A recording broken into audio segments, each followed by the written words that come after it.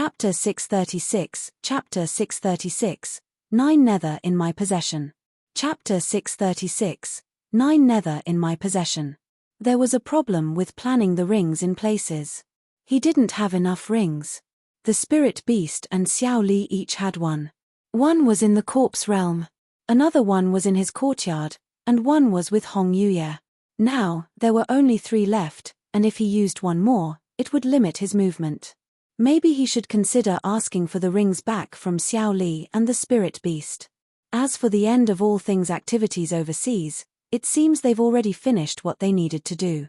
There's no progress on the ancestral dragon's heart at the moment, but many people are gathering in the abyssal sea.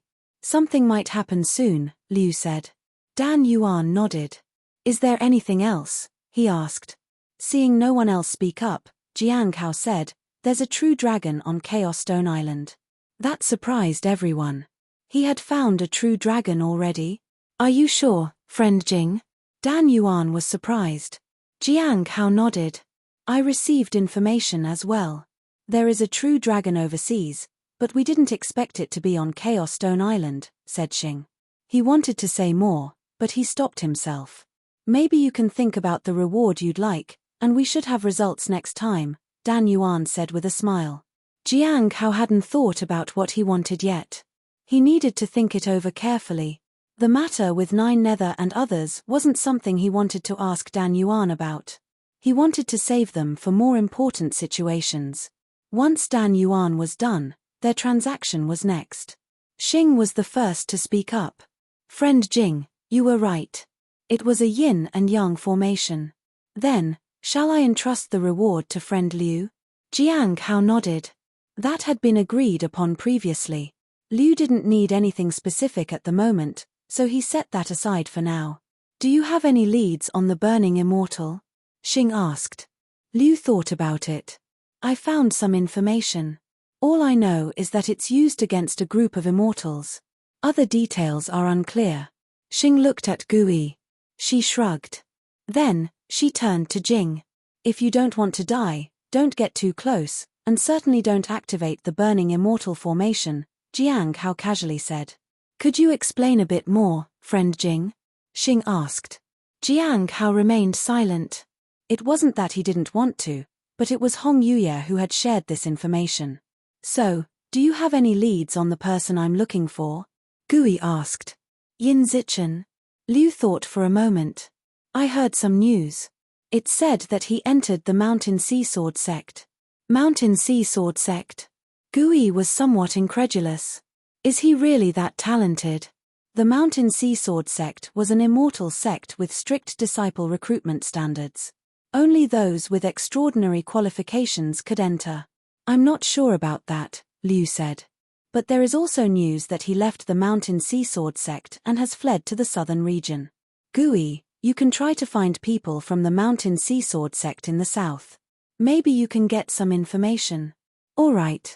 Gui nodded. What else can I offer? Just give me some cursed books, Liu said. Gui readily agreed. The trading session concluded, and the next part was for casual conversation. Jiang Hao had been waiting for a long time. It was the first time he had something to say, and he was quite eager. He also wanted to mention 9 nether and see if he could get some information for free. If it didn't work, he'd figure something else out. It was dangerous for him. If necessary, Dan Yuan would provide answers. I haven't found anything other than the end of all things activities in my area. The Black Heaven sect is also very quiet these days. It's probably because the Grand Earth Sovereign is about to appear, Gui said. I have made quite a few discoveries too, Xing said. When the Bright Moon sect was exploring the secret palace, they found a relic inside and learned about the origin of the fallen immortal clan. It is said that they created a ghostly creature, which affected the balance of all races. This caused the human emperor and other powerful figures to destroy the then immortal clan. What kind of entity triggered such a large-scale battle? Gui asked. Jiang Hao praised her for the excellent question, but he didn't want to ask himself. 9 nether, Xing said. It is said that 9 nether was sealed overseas and guarded by a true dragon. He looked at Jiang Hao. The others also glanced at him because Jiang Hao had just discovered a true dragon overseas. Perhaps it was just a coincidence, but it made people wonder. Even Dan Yuan was looking at Jiang Hao. Jiang Hao felt a bit helpless. He had wanted to get information on Nine Nether but had ended up unknowingly exposing himself. I took Nine Nether with me. It was unfortunate, but Madame Gong was on Chaos Stone Island, and the person Dan Yuan was dealing with would inevitably ask for details. Since everyone at the gathering knew that Smiling San Sheng was related to him, it might just be best to be honest. Xing was speechless. Dan Yuan smiled. Young friend, it seems you have a connection to such things. Gui thought the same, considering that the Heavenly Fate Misfortune Pearl was in his possession, and he also knew about the Earth Extreme Silent Pearl. Now, there was Nine Nether, too. An entity that could cause a massive war among the races must be a formidable threat. She looked at Dan Yuan. How dangerous is Nine Nether? Jiang Hao had been waiting for the question, as he hadn't been able to figure out Nine Nether's true strength. He wondered if Dan Yuan could provide an answer. The others also looked at him. After a moment of silence, Dan Yuan said, I know very little about Nine Nether. However, there are some records that might be useful. Jiang Hao and the others listened attentively. The anger of the fallen immortal clan spread across the entire province, and a blood-red shadow appeared in the night sky. It caused fear, but no apparent harm came to the living beings day after day. 9 days later, the light of salvation was gone, Dan Yuan softly said. By the 10th day, someone had passed by and saw 1,000,000 corpses, with no one left alive. This included many powerful sects. All of them died. It's probably the work of Nine Nether. Jiang Hao was speechless. After 9 days, the light of salvation was gone. After 9 days, the inhabitants of an entire domain could no longer see the sunrise. For 9 days, anyone within the area would die unknowingly, feeding on spirits and attacking them while making it difficult to detect. It was no wonder they needed to go after it. If this continued, the fallen immortal clan would eliminate anyone they wanted. Feeling the dread of Nine Nether, Gui looked at Jing again. For a moment, she felt that it was too dangerous to stay in the southern region. Now that she was here, why let Jing appear? How do you plan to deal with Nine Nether, friend Jing? Dan Yuan asked. Nine Nether was too terrifying, and they were all rightfully concerned about it. So, how should he answer? Jiang Hao thought about it. I put it together with the Heavenly Fate Misfortune Pearl. Everyone wondered if that meant he would put it in the Heavenly Note sect together with the Heavenly Fate Misfortune Pearl with that Golden Core Realm Cultivator, Jiang Hao. Gui was curious. Did that Jiang Hao person know what he had received? Although the others were puzzled, they didn't say much. Now that the person already had the Heavenly Fate Misfortune Pearl, having one more thing like Nine Nether didn't matter. After all, Nine Nether couldn't compare to the Heavenly Fate Misfortune Pearl. But they should still avoid the Heavenly Note sect in the future. Chapter 637, Chapter 637, The Demoness. How long have you been here? Chapter 637, The Demoness. How long have you been here? Xing was surprised, and he understood that Nine Nether had been sealed. Everyone knew the state of the Heavenly Fate Misfortune Pearl. Putting them together meant that they were in the same state. After some hesitation, he went on to explain the details. Jiang Hao only realized the origins of Nine Nether after hearing the story. The fallen immortal clan gathered, the human emperor took action, the heavenly spirit tribe was suppressed, and the true dragon guarded the Nine Nether. Madame Gong was indeed lucky. Maybe she was right. Someone might have weakened its seal. After Xing finished speaking, Jiang Hao said in a low voice, someone in the overseas region has taken Madame Gong's token. The Heavenly Tower may be facing a crisis. The overseas Heavenly Tower? Gui was surprised. The tower has a significant influence. It is said to be related to a reclusive senior from the Astronomical Academy. The Heavenly Tower's Great Master is indeed a reclusive senior from the Astronomical Academy, but no one knows exactly who that is. It is said that he left the Astronomical Academy due to differences in opinion, Liu said. When I was in the Bright Moon sect, The Astronomical Academy said they had a great senior there and had been searching for him for a long time. I wonder if it's the same person, Gui said. Jiang Hao lowered his head. He felt that Gui's speculation was a bit far-fetched. However, the Heavenly Tower was indeed remarkable. By the way, Madame Gong knows a lot about many things. She might have more information on Feng Hua and the end of all things, Liu suddenly said. Jiang Hao understood that Liu was speaking to him. Because of the ancestral dragon's heart, there should be a lot of events happening in the overseas region, right? Gui asked. There is indeed quite a lot happening right now. Liu nodded. After thinking for a moment, he said, it seems that some people are willing to venture into the abyssal sea to try and summon the ancestral dragon's heart. They all want to obtain it but don't know exactly what the ancestral dragon's heart is. There may be people from the Saint Bandits involved too. Recently, I found some of their tracks. Apart from that, the name of Smiling San Sheng has spread far and wide. It's said that some people who are against him are waiting for him to come out of Chaos Stone Island. But I heard recently that he has already left Chaos Stone Island. It shouldn't be long before people targeting him show up. Liu looked at Jing. He wasn't the only one. Both Xing and Gui did the same. Everyone knew that Smiling San Sheng was related to Jing in some way. Jiang Hao had anticipated this situation, but Liu's information was accurate. Jiang Hao had barely left Chaos Stone Island, and he already knew about it. This also showed that Liu had quite a lot of influence in the overseas region. After a brief silence, Jiang Hao said, I could be Smiling San Sheng. What does that mean? Everyone was puzzled. Jiang Hao did not elaborate. He left them guessing. This way, it wouldn't raise too much suspicion. He wasn't strong enough by himself. However, if he was with Hong Yuye, he wouldn't mind accepting his role as Smiling San Sheng. This would make people less suspicious. Even if they did become suspicious, with Hong Yuye's help, his aura would be strong enough. He had nothing to fear. The concern was during the gathering and while in the sect, where he could only rely on himself.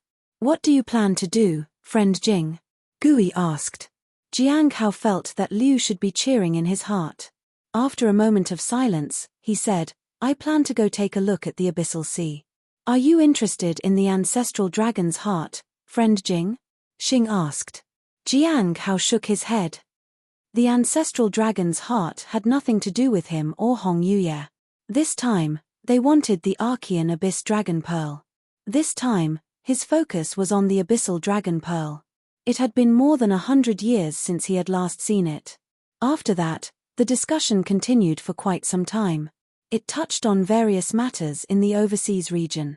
Liu also talked about the Heavenly King Hai Luo. He mentioned that many people were wondering what he was up to. Some thought he had gone crazy, while others believed he was up to something big. Most importantly, some wanted to control him. Xing mentioned that members of the Clear Sky School were in the southern region looking for Shong'an. Gui expressed that she had recently felt the presence of mysterious, powerful individuals and wasn't sure if they were from the Clear Sky School. At Madame Gong's mansion, Jiang Hao slowly opened his eyes. This gathering took quite some time, and they discussed various matters. While they gained some valuable information, it seemed the most pertinent was about Nine Nether and the fact that someone might come after Smiling San Sheng. Jiang Hao reached for a notebook to jot down the details of the meeting. However, just as he was about to start, he suddenly remembered something. He had entered the meeting while Hong Yuye was still bathing. He looked behind to see if she was done. The screen could block his line of sight, but he could still see some faint silhouette. He spotted a figure leaning by the edge of the tub. Has she not come out yet? Jiang Hao hesitated a moment. Senior. There was no response. After waiting for a while, he took a few steps toward the screen. Senior. Still, there was no response. I'm coming in, Senior. With those words, he went around the screen. She was as fair as snow, and her arm rested on the edge of the tub. Her profile faced him as she slept. A few strands of hair had fallen outside the bath and swayed with her breathing. Is she asleep? This time, he could clearly see her breathing, so he wasn't worried about her. He had intended to leave, but then, he noticed a teapot. He had forgotten to drink the September spring earlier, so having a cup now shouldn't be a problem. He hesitated a bit and then walked to the teapot. His footsteps were incredibly light. He made no sound. When Jiang Hao reached the teapot, he saw that the tea was in excellent condition, which pleased him greatly. Just a few sips of this tea, and the mountain sea seal would gather more power. As he was about to pour the tea, he instinctively glanced at the woman who was asleep in the tub. Since he had secretly entered, he was worried that she might wake up, or perhaps she was already awake and was watching him. However, Hong Yuye still seemed to be sound asleep. He heaved a sigh of relief and poured the tea. However, on his way back, he suddenly saw her fair, jade-like back, which prompted him to look at her chest. In a split second, he saw everything. For a moment, Jiang Hao was taken aback. At that moment, with her long hair floating in the water, something seemed faintly noticeable. His gaze followed. Then, he snapped back to reality. He closed his eyes and tried to calm himself. This shouldn't be happening. Is it because of the poison, or is it an illusion? Jiang Hao couldn't figure out what was happening but decided to focus on what was necessary for now. His priority was to drink the September spring. At that point, the water stirred. Jiang Hao was alarmed. He didn't dare to move from where he stood. Fortunately, Hong Yuye only moved slightly and turned toward him. She was still asleep.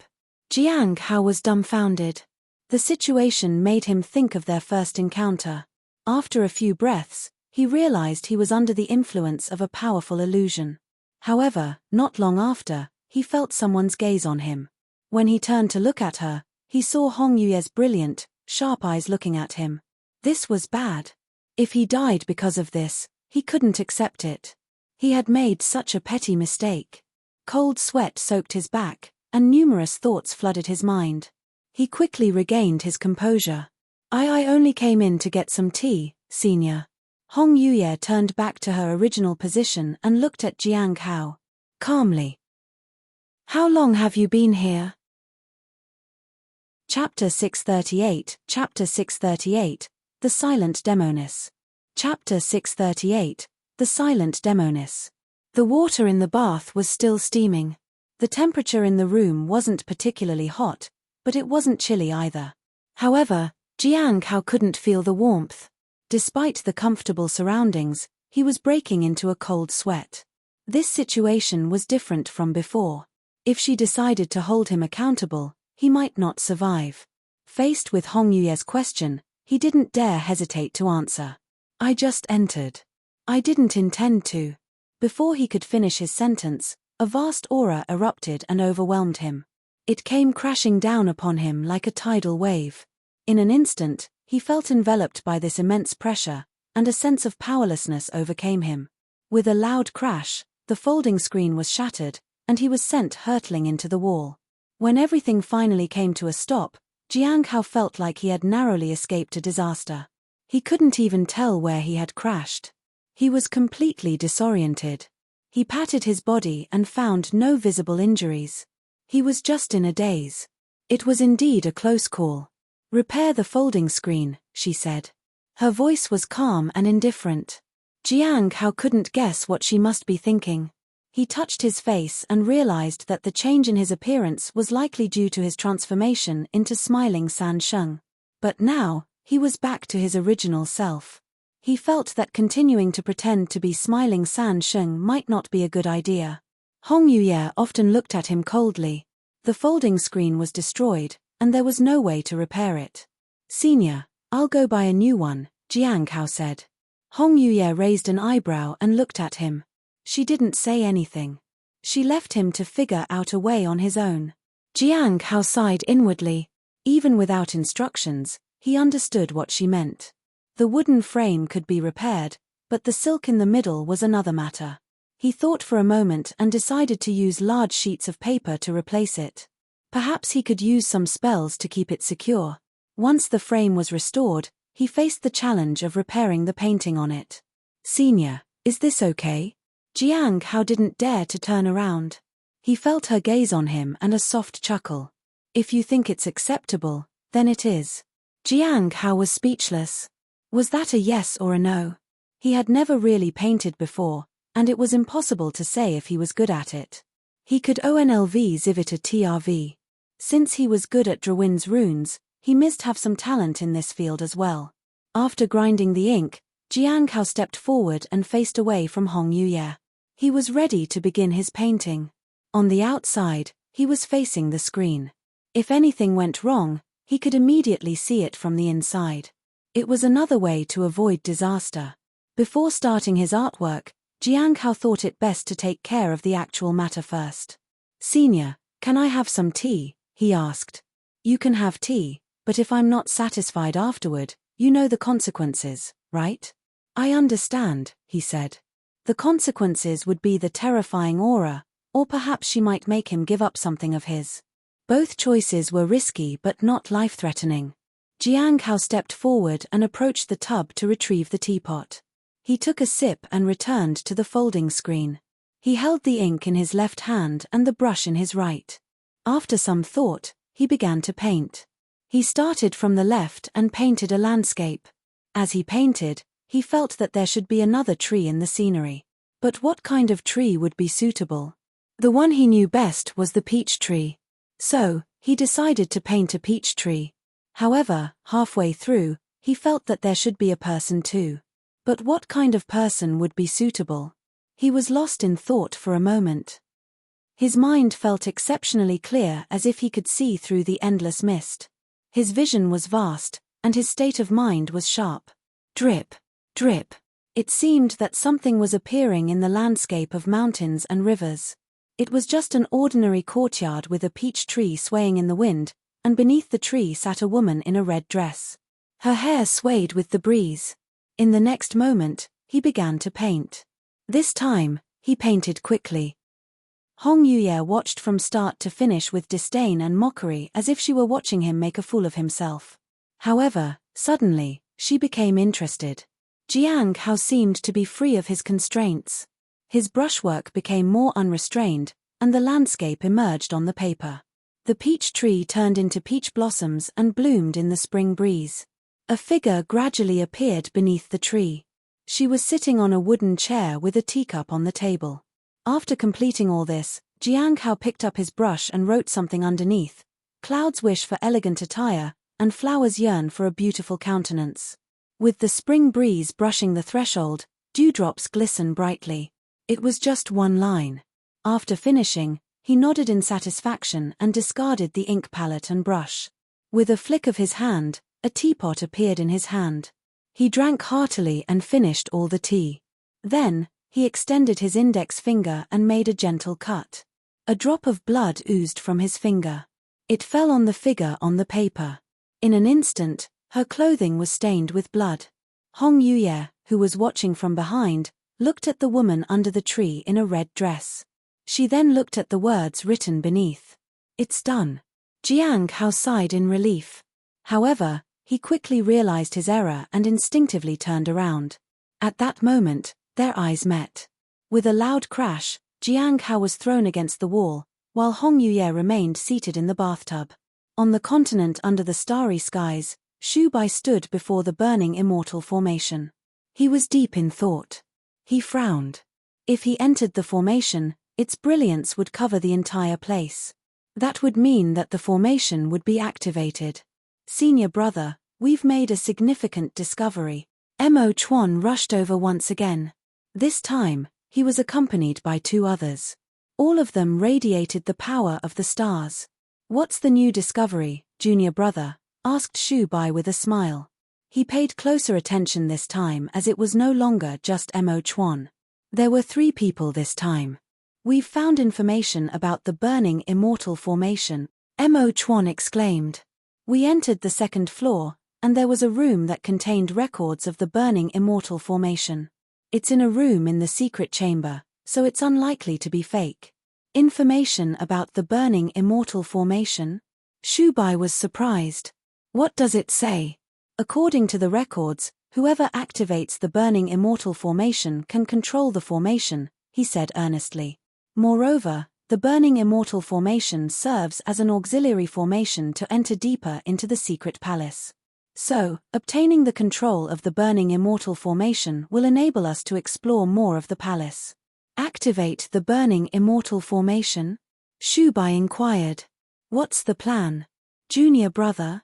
The other person said, we're planning to enter the formation and activate the burning immortal formation.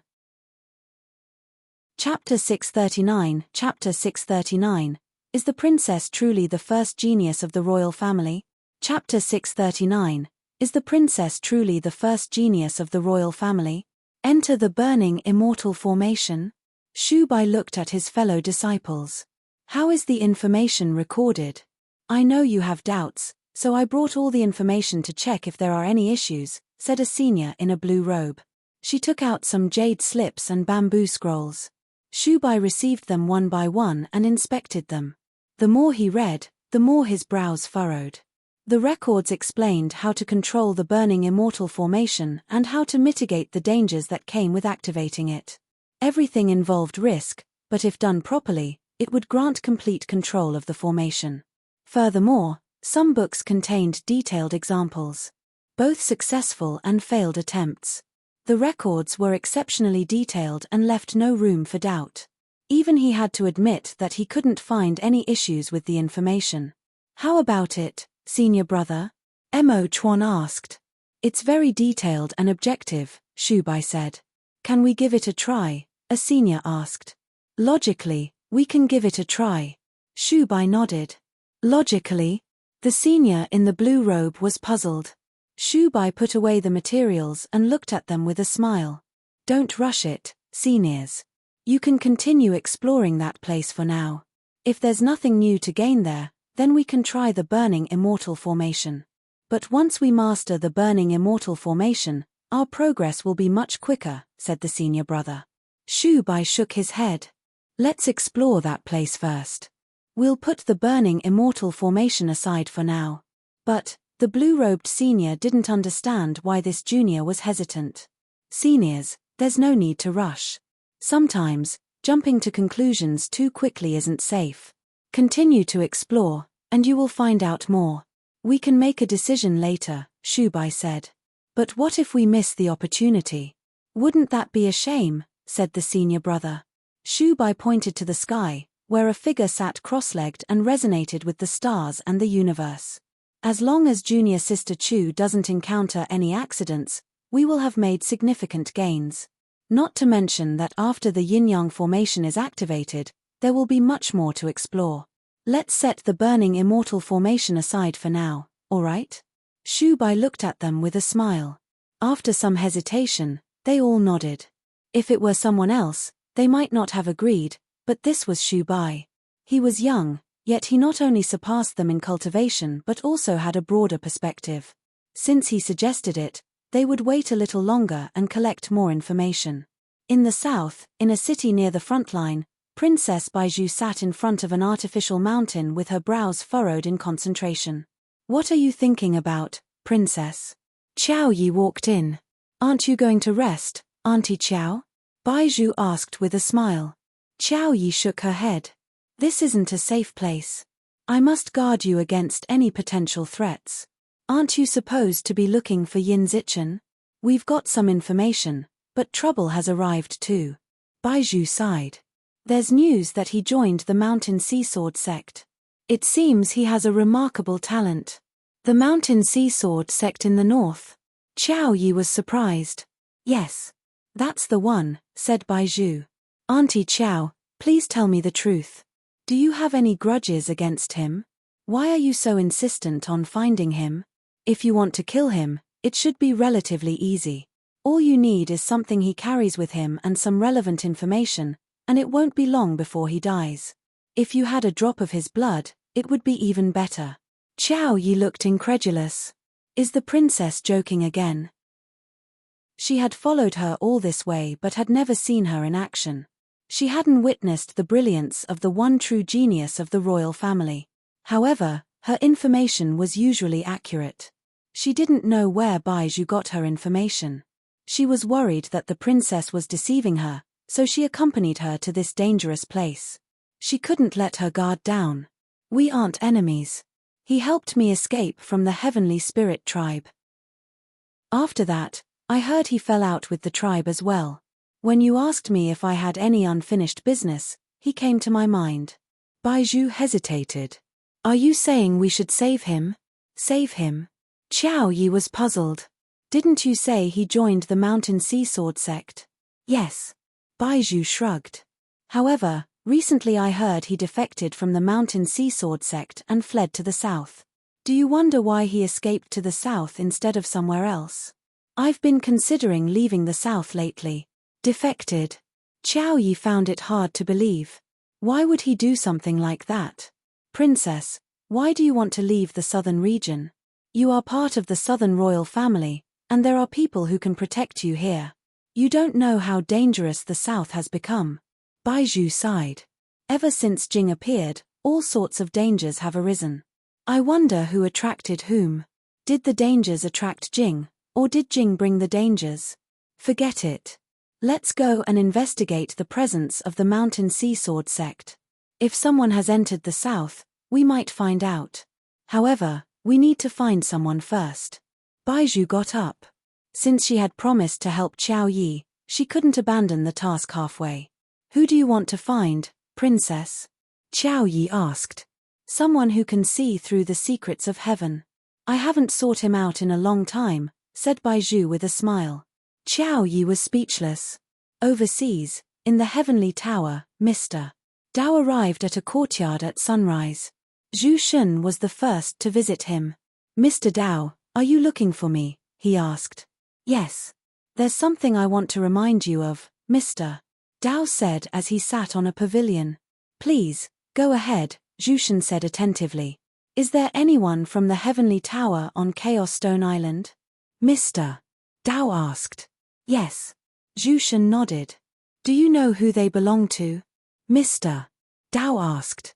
They come from various places, but their identities can be investigated, Zhu Shun said. Good. I want you to go there. The moment the ship arrives, gather all the people from the heavenly tower and take them to a safe place. Also, take this with you. Mr. Dao placed a palm-sized jade scroll on the table. Find someone who can resonate with this and take them to safety. Zhu Shun looked at the scroll in shock. It was Mr. Dao's token. The only people who could resonate with it were those who held Mr. Dao's trust. Zhu Shun knew that this mission was a very important one, so he didn't hesitate. Mr. Dao, wait for good news, he said as he took the token and bowed respectfully. No need to worry too much. If you can't obtain it, it won't be an issue. Mr. Dao smiled. Zhu Shun didn't respond, but he was determined to give it his all. Mr. Dao also understood his thoughts. With the token in hand, he wasn't worried about anything. By the way, how's the situation at the Abyssal Sea? Mr. Dao asked. All the major forces are converging there. Some people have descended into the Abyssal Sea, but none have returned yet.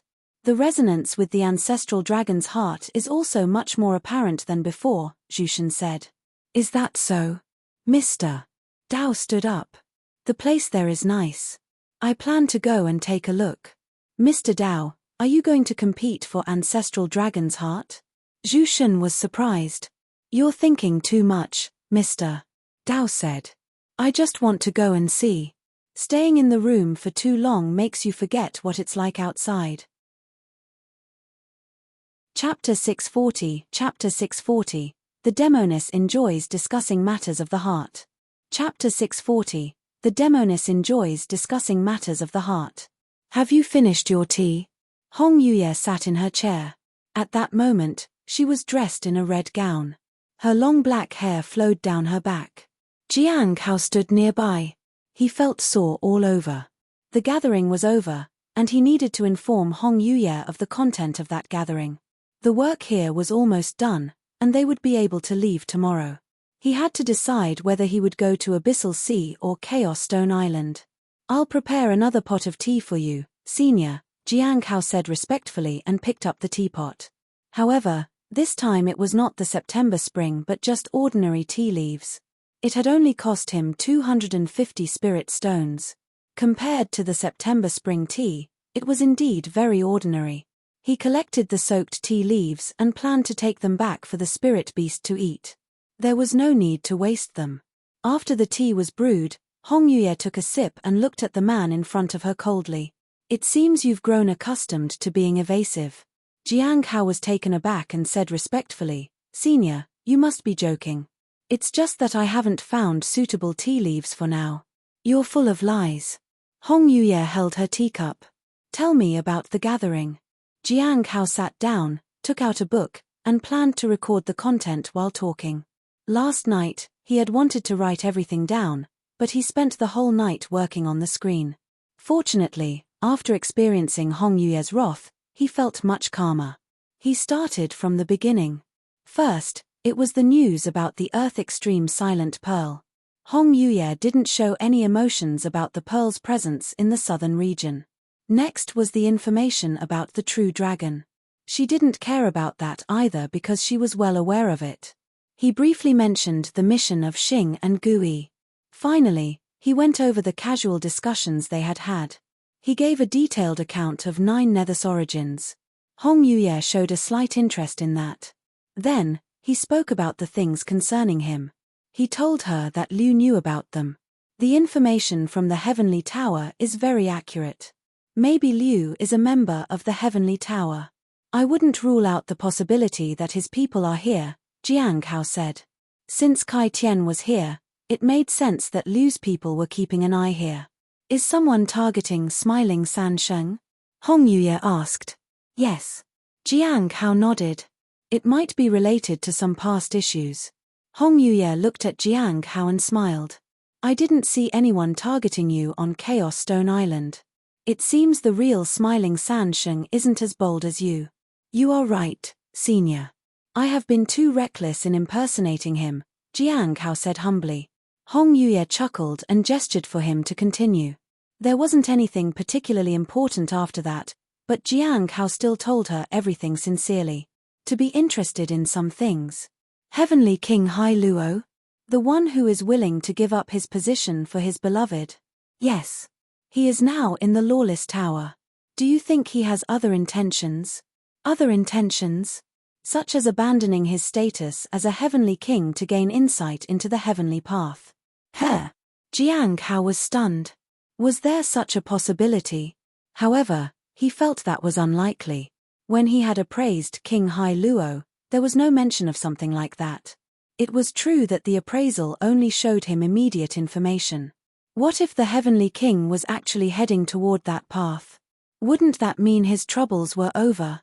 He thought he should go to the Lawless Tower to check. If there was a real breakthrough, it would be difficult to make him obey afterward. After talking about Heavenly King Hai Luo, Hong Yuye brought up Shong'an.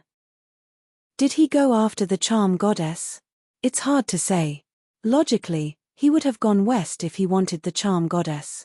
Jiang Hao didn't understand Shong'an's plans. The corpse realm was likely to open in the west or north. Since Shong'an came from the western region, he would be familiar with the place. There was no need to head to the unfamiliar south. Therefore, it was highly likely that he had come to demand answers. Do you think it's worth it? Hong Yuye suddenly asked. What do you mean, Senior? Jiang Hao asked. Doing so much for that charm goddess. I don't think it's worth it, but Shong'an believes it is. Why do you think it's not worth it? Hong Yuye raised an eyebrow at Jiang Hao. Because I'm not Shong'an. I don't have as many emotions as him. Other people's disgust or disdain toward me doesn't affect me. I'm not as gullible as Shong'an for a charm goddess to take advantage. I'm just me. He was different from Shong'an. He had matured greatly. Even at the age of 5, he had a place to live in. He might not be as strong as Shong'an, but he had ended up luckier than him. Moreover, the charm goddess could have countless others like Shong'an, but Shong'an had only that one charm goddess to rely on. It made Jiang Hao feel frustrated. Such unfairness made him feel that it wasn't worth it. What kind of person do you think is worth it? Hong Yuye asked. Jiang Hao remained silent for a long time. He then shook his head. He didn't know because he had never thought about it. As for now, he was just focused on surviving. As the sky grew brighter, Hong Yuye got up. Jiang Hao packed up his belongings and left the mansion. He would have to take the screen back to his house in the sect. Kai Tian is at the Sun Moon Pavilion. He is also a member of the End of All Things. After leaving, Jiang Hao began to think about how he should meet with Kai Tian. Should he use the appearance of smiling San Sheng, or should he use another disguise? In fact, there wasn't much difference, but smiling San Sheng had certain restrictions. A person who pays attention to details will never fear the unknown. So, he decided to change his appearance. Walking through the crowd, Jiang Hao transformed from a scholar into a swordsman. The Thousand Faces treasure fan became a long sword. Not bad. With a slight smile, he headed towards the Sun Moon Pavilion. He had saved his daily appraisal to prevent being caught by surprise. Otherwise, he would have appraised Madame Gong's token already to see if she held any bad intentions toward him. Finally. It looks quite impressive. Jiang Hao gazed at the magnificent tower. Upon entering, a woman approached him. What can I help you with, sir? I heard that there's a skilled alchemist here, and I've come to pay a visit. Do you know the name of the person you're looking for? Asked the woman. His name is Hua Lu. People call him Master Hua. Jiang Hao smiled politely. Sensing the terrifying aura Jiang Hao exuded, the woman forced out a fearful smile. Senior Hua. I will introduce you to him. Jiang Hao nodded. In the room, Kai Tian sat in a chair. In front of him were various medicinal pills, which had been his recent work. As time passed, the fear he initially felt from the person who had visited him gradually diminished.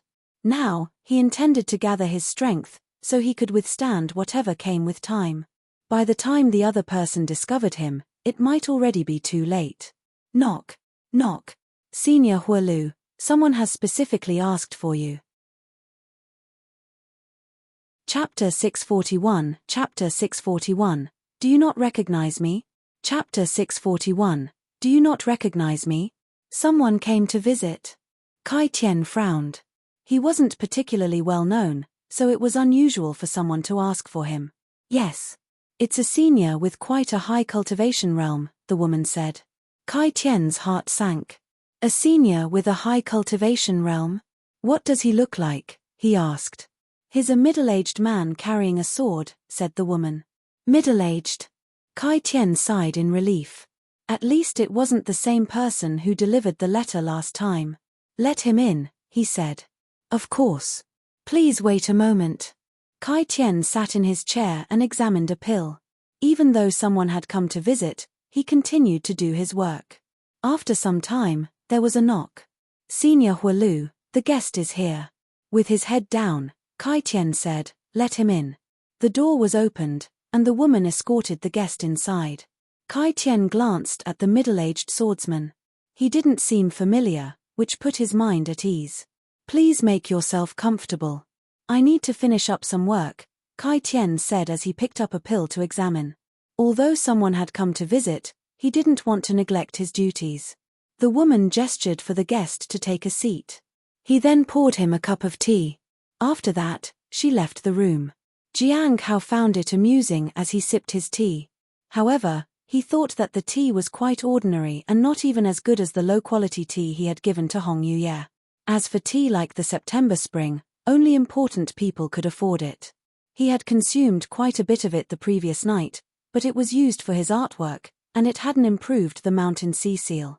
Nowadays, he often encountered dangerous creatures, so it was important to strengthen the mountain sea seal. He knew he would need to invest more time in it. The universe in a palm technique grew with his cultivation realm, but the mountain sea seal strengthened with his mental state.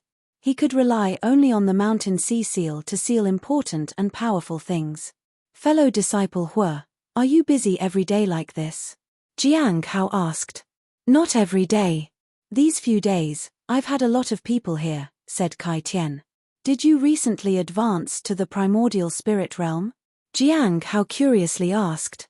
The first time he met Kai Tian, he was at the golden core realm, and now, he had reached the early stage of the primordial spirit realm. It was quite an achievement. I've recently refined my cultivation, Kai Tian said casually. Jiang Hao wasn't bothered by it. Is the Sun Moon Pavilion treating you well? Kai Tian was puzzled. What do you mean? I'm not implying anything. Jiang Hao smiled gently. I'm just curious if you've ever thought about going somewhere else. Perhaps a place that might suit you better. This time, Kai Tian didn't ignore Jiang Hao but set down the pill he was examining and turned to him. Aren't you here today to test the pills? Maybe. Jiang Hao leaned back. Would you like to hear me out? Please go on. Kai Tian wanted to know who this person was. Although this place is nice, it's rather small. Jiang Hao sipped his tea. The Sun Moon Pavilion may seem good, but in the context of Ancient Spirit Island, it's still a small place. Ancient Spirit Island is nice, but within the vast Heavenly Rive Sea region, it's still relatively small.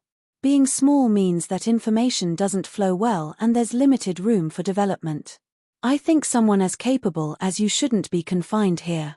Kai Tian said, you've only seen the surface. You don't understand the true scale of this region. Jiang Hao was unfazed. No need to overthink, Senior Hua. I'm just wondering if you've ever considered going somewhere else. Maybe a place more fitting for your talents. Kai Tian said, you. Why are you asking me this? Aren't you going to ask me where I want you to be instead? Jiang Hao asked. Where? Kai Tian asked. Judgment Heavenly King's domain, to serve under King Taomu, Jiang Hao said as he put down his teacup. I must decline, Kai Tian said without hesitation. Decline? Jiang Hao feigned ignorance. Why wouldn't you want to go? Kai Tian was surprised by Jiang Hao's words. He didn't know how Jiang Hao had learned that he was a part of the end of all things, or that this place was a small business of the end of all things. Who are you? Kai Tian asked cautiously. Jiang Hao feigned puzzlement. Don't you remember me? I had someone come to greet you not so long ago. You don't remember? Jiang Hao stood up and exuded a heavy aura. It resembled boundless mountains and seas. This was the influence of the immortal mountain sea shield. We haven't seen each other for so long, Kai Tian. How have you been? Clang. Kai Tian was so shocked and scared that he stumbled back in panic and knocked something from the table. However, Jiang Hao remained composed. He simply stared at the man, who was now retreating. Why are you so afraid of me? Jiang Hao asked softly. Kai Tian didn't know why he was so frightened. He only knew that he had used the power of the end of all things and thought he had successfully hidden from this person. However, he realized it was all in vain. To this person, everything was like an illusion. Jiang Hao shook his head and sat back down. He didn't say anything more. He slowly sipped his tea. When he finished drinking the tea, he asked, Did you find anything about the end of all things? Kai Tian nodded. At that moment, he had lost his previous arrogance. He quickly shared all the information he knew, including the fundamental operations of the end of all things and some of the things he had witnessed. Jiang Hao listened attentively.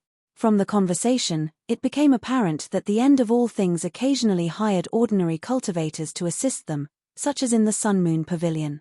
There weren't many members here. Even the person in charge didn't know the real force behind them. Likewise, they were given various tasks, such as spreading rumors, all for the sake of facilitating the end of all things' subsequent actions.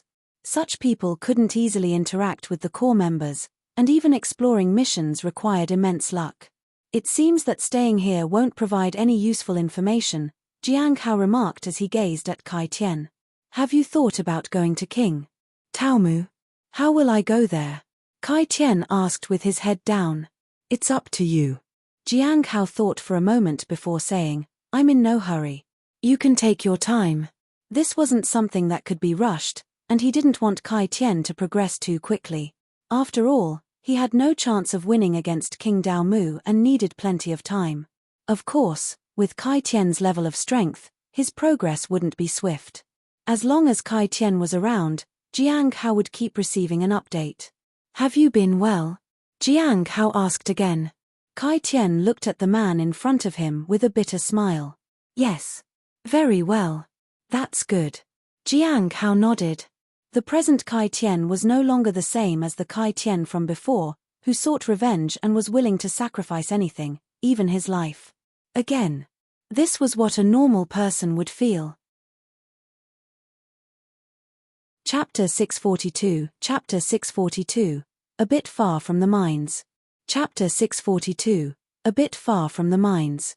When a person has nothing to lose, they dare to go all out, even at the cost of their life. But when a person has settled old scores and is living a comfortable and wealthy life, they start to fear losing things. They are more worried about their life. Hunger makes you crave food, and being full makes you desire warmth. That was human nature. I'm leaving. Is there anything you want to say to me? Jiang Hao asked. Kai Tian stood up respectfully. When will you visit again, senior? I would like to welcome you properly. Hearing this, Jiang Hao chuckled softly.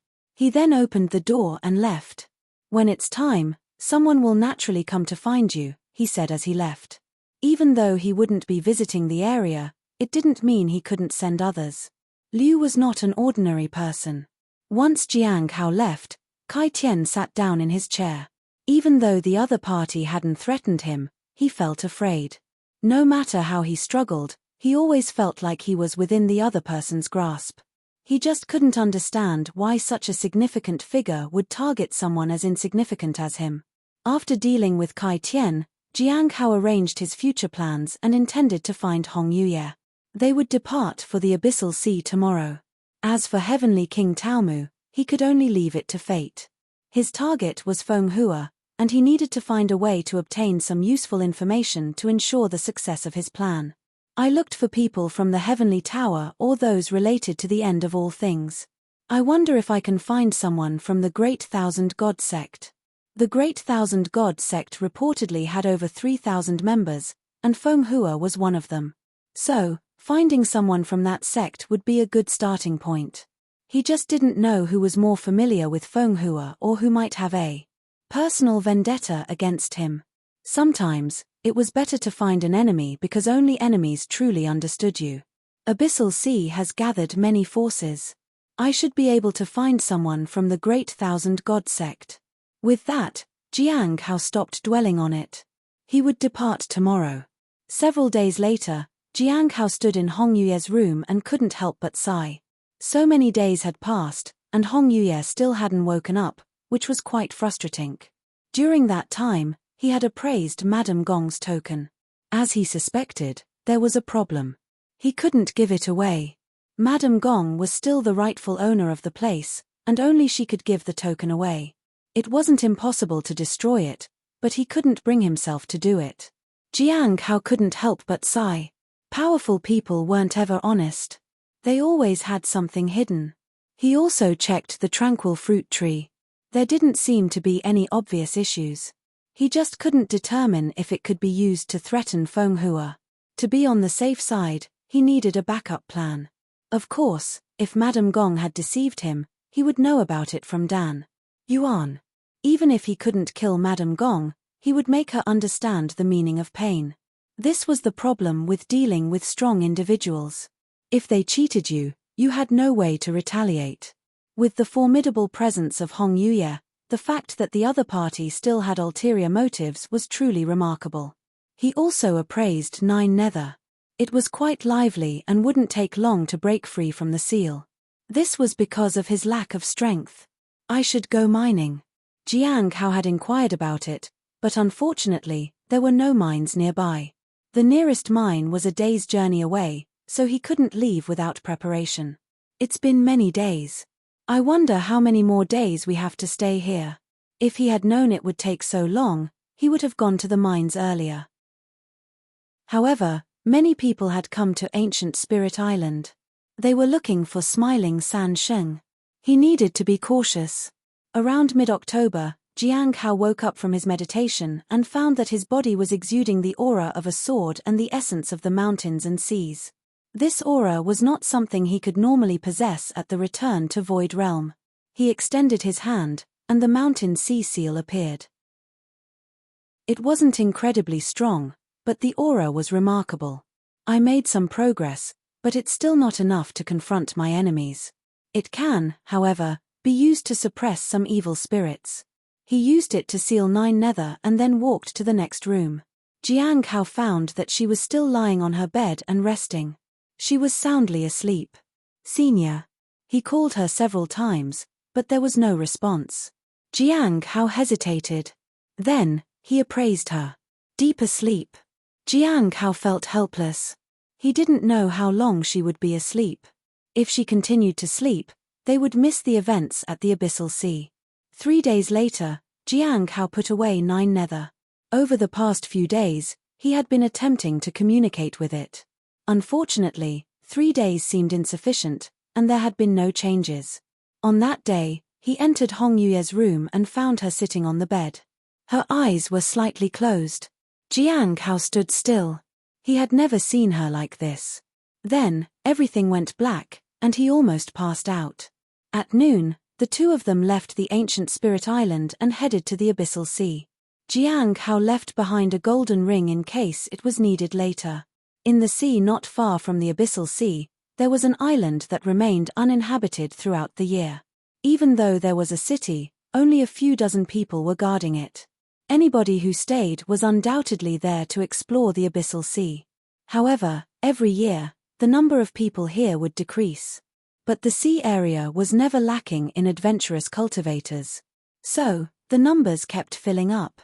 The appearance of the ancestral dragon's heart suddenly brought many people to this island, and now, it was bustling. However, everyone knew that once the ancestral dragon's heart was obtained, this place would return to its original state. This place has changed a lot. Mr. Dao couldn't help but marvel at the city.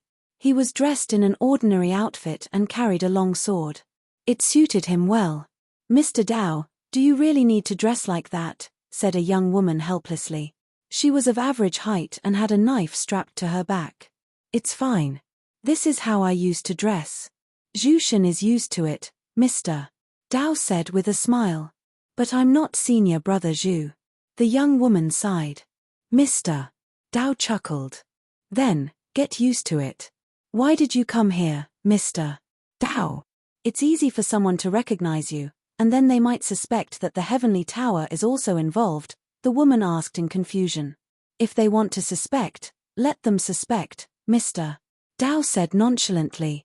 But, the girl whispered, there are people in the tower who know that you are on the wrong track. If you cause trouble for the tower here, it could become a problem for you, Mr. Dao. Mr. Dao smiled mysteriously. It's all right.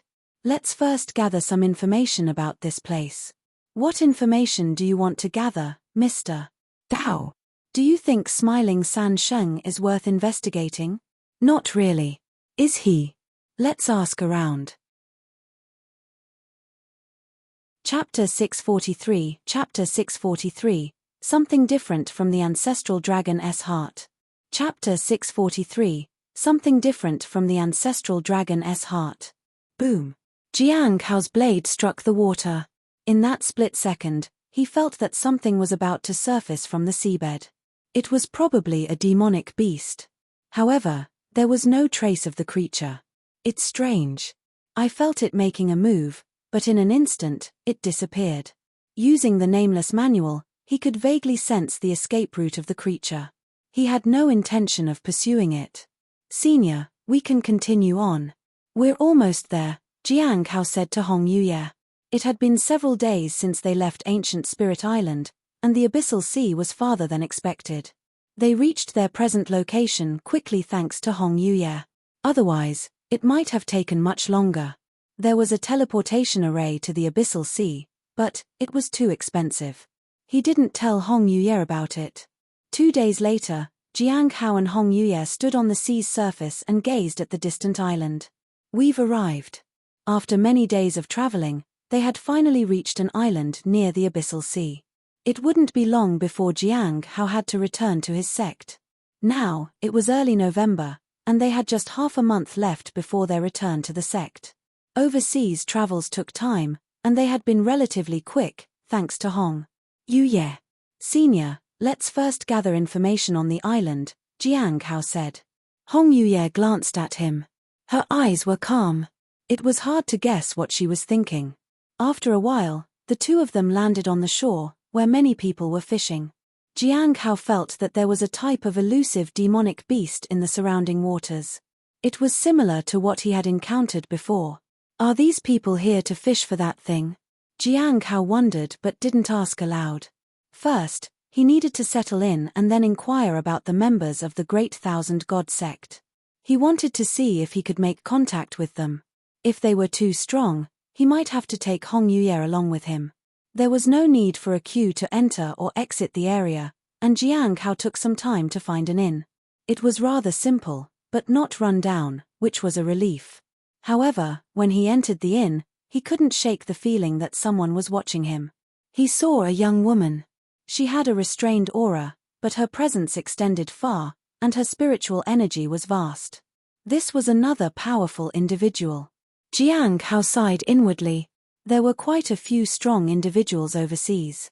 Do you recognize me, disciple? He asked. The woman seemed somewhat surprised but said, I do. I have one question. The woman nodded. I'm Tang Ya, a guard on the 6th floor of the Heavenly Tower. The Heavenly Tower? Jiang Hao was surprised, but it made sense that they had found him so quickly. Yes, if you answer my question, I'll answer one of yours, Tang Ya said seriously. Please ask. Jiang Hao smiled. Since someone from the Heavenly Tower had come to him, it was an opportunity he couldn't pass up. I remember you went to Chaos Stone Island before. How did you leave before the ships came out? Tang Ya asked. Jiang Hao smiled and said, why take a ship to leave? But for someone at the early stage of the return to Void Realm, there is no other way to leave than the ship, said Tang Ya. Jiang Hao smiled but didn't say anything. His companion was not in the early stage of the return to Void Realm. Of course, it would be impossible to possess a magical treasure without sufficient cultivation, right? These matters could only be speculated. Alright, I'm not a fan of playing guessing games, but if you want to play, I can't help it. People I know like to play guessing games, so they're called seniors or juniors, while I'm just a guard. Tang Ya seemed very disdainful. What do you want to ask? I'll see if I feel like answering. Is there a Great Thousand God sect with over 3,000 members here? Jiang Hao asked. That was what he wanted to know. Yes. Tang Ya nodded. Do you know who they are and where they are? Jiang Hao asked. That is another question. There's a fee. Tang Ya held out her hand. Jiang Hao was speechless. He had a feeling that he was back in the task hall of the sect. In the end, he paid 1,000 spirit stones. Don't complain about the price later. You get what you pay for. While you might find out this information through investigation, it would take a lot of time, and there's no guarantee of accuracy. Moreover, investigating the members of the Great Thousand God sect carries a significant risk of discovery. I'm taking care of all that now, Tang Ya said. She made it clear that his spirit stones were well spent. Jiang Hao didn't say anything. 1,000 spirit stones for information was either a good deal or a rip-off. Either way, 1,000 spirit stones was quite a sum. Is there anything you want to know? I have a lot of contacts here, and I can help you, Tang Ya said. About the southern region, Jiang Hao said. The southern region? Fenghua? Tang Ya asked. Why is Fenghua so famous? Jiang Hao was curious. Why does everyone keep mentioning him? Jiang Hao thought. Oh, her. She's quite famous in the southern region. I checked, Tang Ya said. Is there anything special about her? Jiang Hao asked. Nothing special, and she's not here. I can recommend someone who knows a lot about that, Tang Ya said as she looked outside. After a quick scan, she pointed in the direction of the coastline. She should be over there.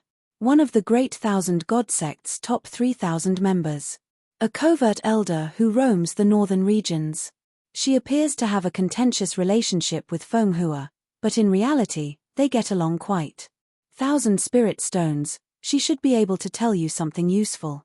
Of course, if you're not looking for Fenghua, it's better not to ask her. You can inquire with someone else who has better knowledge of the southern region. Tang Ya then pointed to someone on the street. This person is the elder responsible for liaising with the southern region and is well informed about many tasks. This individual is tough, So you need to find a good approach, preferably by identifying their weaknesses. It's quite challenging, so I recommend starting with the first option. Feng Hua has made quite a few enemies. Having some information on her can be used as a bargaining chip. In that case, I'll go with the first option, Jiang Hao said. All right, here you go. Tang Yue tossed a jade slip to him and handed over a bell. Remember to take care of me the next time you have business. This can be used as long as you're in the sea. My people will find you as soon as possible. It won't work once you leave the sea area. After speaking, Tang Yue turned to leave. Jiang Hao looked bewildered. Were people from overseas usually this accommodating? However, he remembered that the senior at the task hall was quite accommodating as long as he had enough spirit stones. Oh, by the way, Tang Yue suddenly said, I'll tell you one more thing. It's said that there's been a new change in the Abyssal Sea. It seems like there's a different energy from the ancestral dragon's heart. If you have time, you might want to check it out. Why is she telling me this? Jiang Hao was puzzled. It's a freebie. I hope you'll be respectful to me the next time I find you, Tang Yue said. Jiang Hao was perplexed. But it didn't matter. For now, he was smiling San Sheng. When he returned, smiling San Sheng would have nothing to do with him. Chapter 644. Chapter 644, needs to raise the price. Chapter 644, needs to raise the price. Shangguan Qingsu, Immortal Ascension Platform? As Jiang Hao read the contents of the jade slip, he sighed. The deeper he went for the tasks set by Hong Yuye, the more he felt that his cultivation realm wasn't enough. He was quite confident, but now, things were different. He could confront people here directly. Even exerting his full power would be difficult, unless he had Hong Yuye with him. However, with Hong Yuye, his abilities would be suppressed. So, he headed toward the coast alone. He already knew Shangguan Qingsu's appearance, so finding her shouldn't be too difficult. As for the bell, he sealed it without inspecting it till he had the chance to check if there was an issue. At the coastline, the main road of the city extended all the way to this place, with numerous pavilions built along the coast. Many people in these pavilions were fishing, just like the people on the shore. They were all trying to catch something special. Even he had trouble detecting the creature now with the Nameless Manual and Hong Meng Heart Sutra. They were difficult to detect. It indicated that these creatures were extraordinary. After some time, Jiang Hao saw a woman sitting in one of the pavilions. There were 3 people in total in her pavilion, including her and 2 other men. Both men emitted an aura not weaker than the woman's. 3 people. This might be tricky. Jiang Hao hesitated for a moment and then appraised the woman. Afflicted by a curse and unable to use her full power while enduring agonizing pain? Curse of 100 nights. What kind of grievance led to such a curse? Jiang Hao was uncertain, and he didn't know when she was afflicted with it. Apart from this, there was something else that caught his attention. Netherfish. Can I earn spirit stones from it? It was likely that it could fetch a lot of spirit stones, or why else would so many people be fishing for it? As for the people around Shangguan Qingsu, Jiang Hao closed his eyes and activated the Nameless Manual. When he felt he had accumulated enough energy, he opened his eyes again. This time, he gazed at Shangguan Qingsu and noticed various fluctuations in her aura. Among these, there was a faint dark aura, which was likely the curse. What surprised him was that all 3 people in her group had the same black aura. It indicated that they were all afflicted by the curse. However, he didn't detect this in anyone else nearby. It seemed that the 3 of them shared a similar experience. Jiang Hao quickly thought about it. Then, he headed toward the pavilion. When he approached, the 3 people inside turned to look at him. They were all holding fishing rods and waiting for the fish to bite the bait. However, they were curious about the person who had entered their space. No one had dared to enter the pavilion before. I, smiling San Sheng, offer my respects to you, seniors, he said. Young friend, you want to fish here? Shangguan Qingsu asked. She wore a green robe and had her hair in a simple bun. She was slightly pale. To her left was a middle-aged man with a stubble. He appeared quite rugged. To her right was a young man with an exceptionally pale complexion. He looked weak and feeble. "You can sit here and fish. Just don't disturb us, and pay 1,000 spirit stones," said Shangguan Qingsu. After that, she moved to the left to make room. The place was quite spacious, and it could accommodate 4 more without a problem. Jiang Hao smiled and handed over 1,000 spirit stones. Then, he took a seat. "Do you have any fishing rods?" he asked. 1,000 spirit stones for a day, Shangguan Qingsu said. She took out a fishing rod. It was a pretty decent magical treasure. Jiang Hao took the fishing rod. "Thank you, senior." He immediately gave her 1,000 spirit stones. He had never expected that he could sit here and fish. "Do you need bait?" Shangguan Qingsu asked. Jiang Hao smiled and shook his head. "No. I'm sure I'll catch what I'm looking for without bait." Shangguan Qingsu raised an eyebrow at that, but she didn't say much. The other 2 men were also silent. Jiang Hao felt the aura around him. After confirming that their dark auras were similar, he asked, "Senior, are you from the Great Thousand God sect?" "It seems you have done your homework on us," Shangguan Qingsu said nonchalantly. "Yes. I have some questions I'd like to ask you." Jiang Hao nodded. Since he was confident, there was no need to hide anything. Although he wasn't sure if he would succeed, he had to give it a try. Shangguan Qingsu gazed at the sea. "You can ask, but you'll have to pay the price with spirit stones. The more you pay, the more I'll answer." "I don't intend to pay spirit stones, senior." Jiang Hao smiled. After he said it, there was a pause, and a pair of cold, disdainful eyes glanced at him. It seemed as though they might kick him out at any moment. Jiang Hao didn't pay any attention to her, and he continued to look at the sea. "Senior, if you want spirit stones to make your life easier, why bother seeking help from afar?" Shangguan Qingsu raised an eyebrow. "What do you mean?"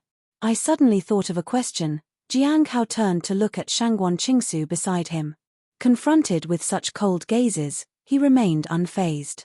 "What do you want to ask?" Shangguan Qingsu said. "In 3 days, if I can help you go through the day safely without feeling any pain, I wonder how many spirit stones that's worth. Would it be enough to ask questions that I want to ask?" Jiang Hao said calmly. In an instant, the individuals froze. Then, they looked at Jiang Hao in amazement. Moreover, they even sealed the surrounding area. It wasn't clear whether it was to guard against others or to capture the person in front of them. Jiang Hao smiled but didn't say anything. He was also feeling anxious. With his current connection to the Golden Ring, he should have enough time to escape if something happened. As long as the immortal mountain sea shield could withstand 1 strike, he could leave safely. Soon, Shangguan Qingsu dissipated her aura. She gazed at Jiang Hao. "How did you know about that?" Jiang Hao breathed a sigh of relief. He just continued with his fishing. "Senior, why bother asking? If it's hidden, I wouldn't have known. If it isn't hidden, then why wouldn't I find out about it?" he said. "Do you really have a way?" Shangguan Qingsu asked. The other 2 were also staring at Jiang Hao. "Yes, but it's limited to getting through the pain in 3 days from now," Jiang Hao said. "What do you want to ask?" Shangguan Qingsu asked. Jiang Hao looked at the sea and was silent for a while. "Feng Hua's weakness." "Feng Hua?" Shangguan Qingsu frowned. "We are good friends, and she has helped me several times before. She even risked her life to save me once." "So?" Jiang Hao was intrigued. "I have to raise the price," Shangguan Qingsu said seriously. Chapter 645, Chapter 645, Taking along the 3 people to meet the Demoness. Chapter 645, Taking along the 3 people to meet the Demoness. "Raise the price." Jiang Hao looked at the person in front of him and frowned. That hadn't crossed his mind, but after a brief moment of hesitation, he slowly said, "Add 1 more person." He didn't want to give extra spirit stones, and twice the relief wasn't possible. The former was because he was short of spirit stones, and the latter was because it was impossible. So, he could only make a concession in terms of the number of people. Shangguan Qingsu extended 2 fingers. "2, and I'll answer your questions." Jiang Hao lowered his head. He didn't immediately respond. Instead, he focused on fishing quietly. The man beside them seemed somewhat dissatisfied. His aura surged. However, Jiang Hao was unfazed and sat still on the fishing platform. He had offered relief to 2 people. However, that offer was useless because all 3 of them had the same goal. Jiang Hao paused. 3 people with the same goal? The most significant aspect of the Great Thousand God sect that piqued his interest was the Great Thousand spiritual avatar. Could the other 2 people be avatars of Shangguan Qingsu? The primary body had achieved the immortal ascension platform. Had the avatars done the same? Jiang Hao thought that it was impossible. Regardless, he had to act like he was in a difficult position to make them feel like they had the upper hand. With that, she might answer him truthfully. Otherwise, she would hide things from him while answering his questions. Do you agree or not? Shangguan Qingsu's voice was cold. Jiang Hao turned to look at her. I have 2 conditions. Go on, Shangguan Qingsu immediately said. 1. I have to see if the information you provide is worth my help. If the information isn't worth my assistance, it would put me in a difficult position, Jiang Hao said. Shangguan Qingsu was silent for a moment. After a short while, she said. What's the second condition? Secondly, Jiang Hao shook the fishing rod in his hand. Senior, can I have this fishing rod? Just that. Shangguan Qingsu seemed incredulous. She thought the second request would be very demanding. She didn't expect it to be so simple. Yeah. Just that. Jiang Hao nodded with a smile. All right, Shangguan Qingsu said. The fishing rod is yours. But you owe me 1,100 spirit stones. However, the fishing rod was also a decent magical treasure and of good quality. It was worth around 1,000 to 2,000 spirit stones. The only issue was that fishing rods were quite uncommon and not easy to sell. What would you like to know? Shangguan Qingsu asked. What is Feng Hua's weakness? Jiang Hao got straight to the point. Weakness? Shangguan Qingsu frowned. Her appearance. Besides her appearance? Jiang Hao asked. Shangguan Qingsu raised an eyebrow. You knew about that. Jiang Hao smiled but didn't say anything. The woman in front of him was surprised. She didn't hide her emotions. It seems you're not as simple as I thought. There aren't many people who know this, and each of the ones who do are quite powerful. It's not something you can find out while just being in the Return to Void realm, she said. Senior, please continue, Jiang Hao said.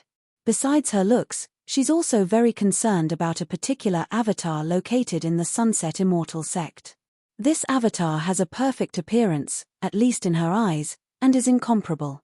She visited all 4 regions: East, West, South, and North. But she only stopped for that avatar. She stayed in the southern region from then on.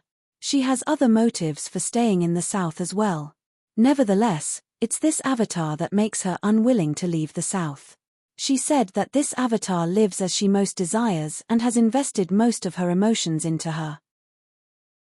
So, there is such an avatar. Jiang Hao was amazed. What kind of avatar would make her feel that way? There were countless avatars. People couldn't find her main body. It was almost impossible, but she was willing to stay in one place just because of an avatar. Indeed, Feng Hua is quite extraordinary, Jiang Hao said with a soft laugh. For both her appearance and her obsession with that particular avatar, she's truly an emotional individual. He couldn't help but wonder whether these emotions might be a bit twisted. Indeed, she's quite unique, Shangguan Qingsu said. Her recent behavior in the last few decades has been especially strange. It seems she has been in contact with someone remarkable. Someone remarkable?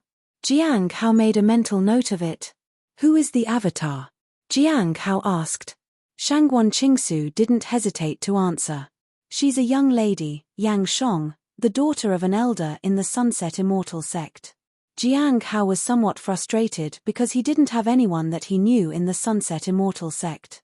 In fact, he had enemies there, which would make it challenging to gather information from there. Nevertheless, having some information was still better than having none. Is there anything else? Jiang Hao asked. Nothing. Shangguan Qingsu shook her head. How many weaknesses do you want? A couple isn't enough. Jiang Hao nodded. He wasn't greedy. One more weakness would do. After he finished eating the fruits from the tranquil fruit tree, he would pay a visit and greet the young lady. That way, Feng Hua would know not to mess with him. Of course, he would do it as smiling San Sheng. After completing that, he would need to return as his old self and wait patiently. He had to become stronger. Only then would he have a safer future. As time went on, it became increasingly difficult for him to communicate on an equal footing with others, let alone with Heavenly King Taomu. Even though he could have a good conversation with Shangguan Qingsu now, he was still limited in his actions. If she made a move against him, he didn't know if he could even escape safely. Is there anything else you want to ask? Shangguan Qingsu asked. Are you looking for a reward, senior? Jiang Hao asked with a smile. If you can't do what you promised, I will kill you, Shangguan Qingsu said bluntly. Then, let's go. I'll take you to a place where you can wait for my arrangements, Jiang Hao said. The three of them looked at each other and agreed with Jiang Hao. Their plan was simple. They would capture this person if he really had the ability to help them. If they could seize what they wanted, they would. If not, they would imprison him for life. Jiang Hao put away his fishing rod. Although he didn't know what these people were thinking, greed was basic human nature, especially when powerful people were concerned. Plundering someone's belongings was merely because they had caught their eye, and it wasn't their concern if the owner couldn't defend them. Jiang Hao just assumed that people would act that way. So, he would take them to the inn and ask for Hong Yue's help.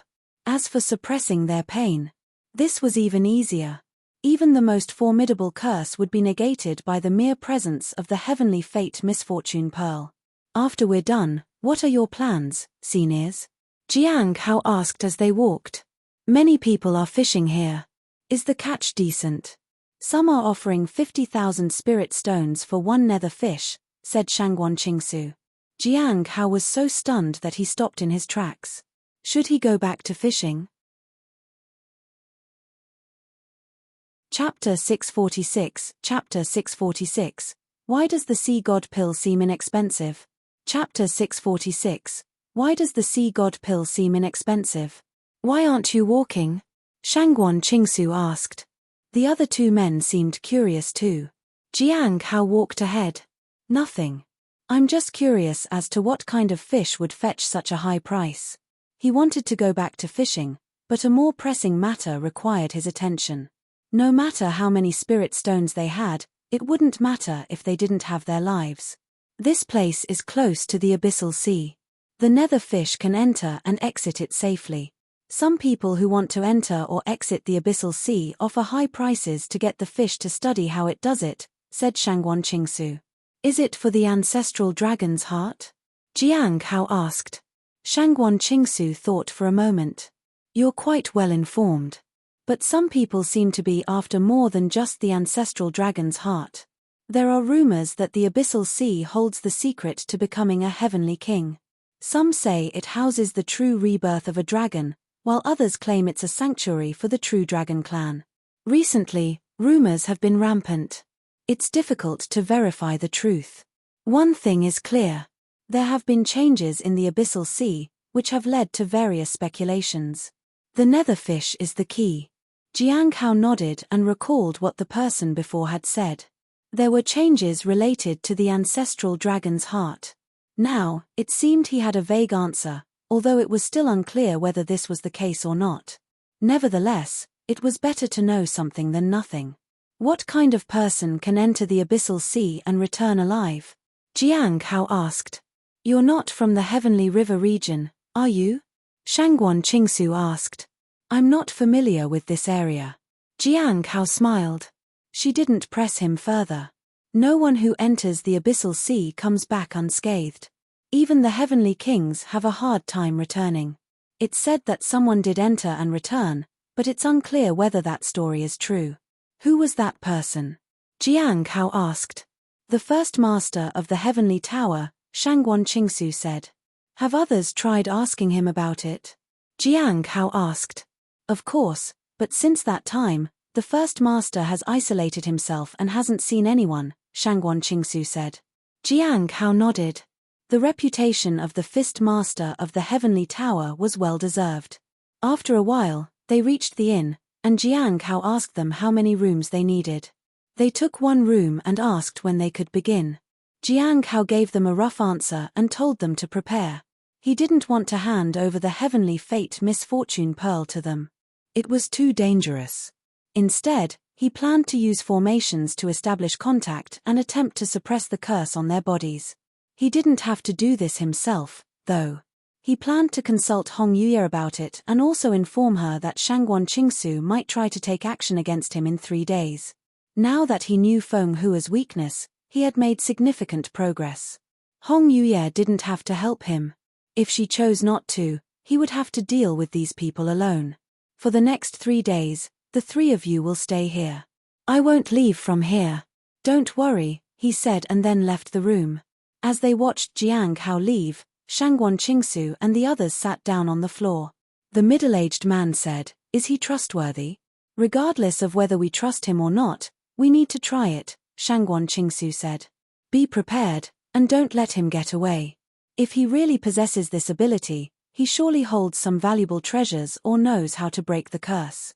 The other 2 nodded in agreement, and they focused their power on a corner of the inn.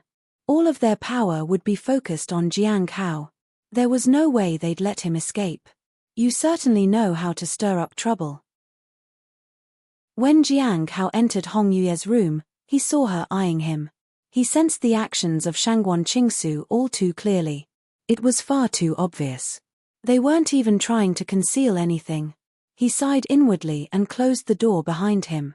"Senior, I was a bit reckless in my actions. I was eager to complete the task you gave me. Fortunately, I found out quite a bit today. It was rash to provoke someone in the Immortal Ascension platform, especially with Hong Yuye present. No matter how brave he was, he wouldn't willingly take on such a task. Tell me about it." Hong Yuye turned toward the window. Jiang Hao walked over to take a look, but it was just a view of the street and buildings. He couldn't understand what was so interesting about it to her. After brewing some fresh tea, Jiang Hao explained everything. An avatar in the Sunset Immortal sect. Hong Yuye was also surprised. "Have you thought about how to deal with this avatar?" "I haven't decided yet. I'm considering whether I should confront the avatar in person or use some other method," Jiang Hao said. This matter was complicated, and he needed to be cautious. Since Feng Hua valued the avatar so dearly, she must have made thorough preparations. "How are you so certain the curse will erupt 3 days from now?" Her sudden, brilliant smile caught Jiang Hao off guard, but he quickly regained his composure. He just remained silent because he didn't know how to explain it. Hong Yuye didn't seem to mind. "If you plan to use the Heavenly Fate Misfortune Pearl to help them suppress it, aren't you worried they'll turn against you once it's done?" "Yes." Jiang Hao nodded. "Then, go and do it. If I have to step in later, remember that you'll have to pay the price," Hong Yuye said. Jiang Hao hesitated for a moment. "I don't have any knowledge of formation." Hong Yuye cast him a disapproving glance. "I've spent quite some time on cultivation, growing spirit herbs, tree planting, learning the forms of heavenly blade, body techniques, crafting talismans, and understanding them. I didn't have time to learn much about formations," he said. Besides, he didn't have much talent when it came to formations. Moreover, the cost of learning formation arrays was too high. Studying it himself wasn't an option. Hong Yuye casually placed a piece of paper on the table and a small box. "I won't let you go unrewarded," she said. When he opened the box, he was stunned. It was a sea god pill. This was truly a valuable item that had saved his life on 2 occasions. But why did he feel like this divine pill wasn't as rare as he'd thought? Jiang Hao left the room. 2 days later, in the middle of the night, it was time for the curse to take effect. Sitting cross-legged within the formation, Shangguan Qingsu and the other 2 were extremely anxious. They had prepared many things over the past few days, all in the hope of lessening the pain. At this moment, they were apprehensive. They wanted to minimize their suffering. They even thought of sparing this mysterious person if he could help them. Soon, the curse marks started appearing on their foreheads. All three of them were terrified. Didn't the curse diminish in the slightest? It was useless. It was no use believing in a return to Void Realm Cultivator, after all. Now, they had no way to stop him if he decided to run. Chapter 647, Chapter 647, The Demoness in the Inn. Chapter 647, The Demoness in the Inn. Jiang Hao was in the room adjacent to Shangguan Qingsu and the others. He sat within a formation and was able to perceive the changes in their curses. The formation given to him by Hong Yuye was indeed quite remarkable. Now, he could sense the condition of the three people and even feel the flow of their energy. The curses seemed to originate from their primordial spirits and bloodline, gather on their foreheads, and then spread out. Their bodies were warped under the curse's influence as if it were twisting their flesh and primordial spirits. It made them helpless. He could hear a muffled sound. Maybe the three people were biting on something to endure the pain. It wasn't that Jiang Hao couldn't stop it. He wanted these people to experience pain so that he could suppress their suffering completely. This way, they wouldn't think that he was lying.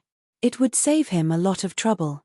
About a quarter of an hour passed, and Jiang Hao calmly took out the Heavenly Fate Misfortune Pearl. He placed it within the formation.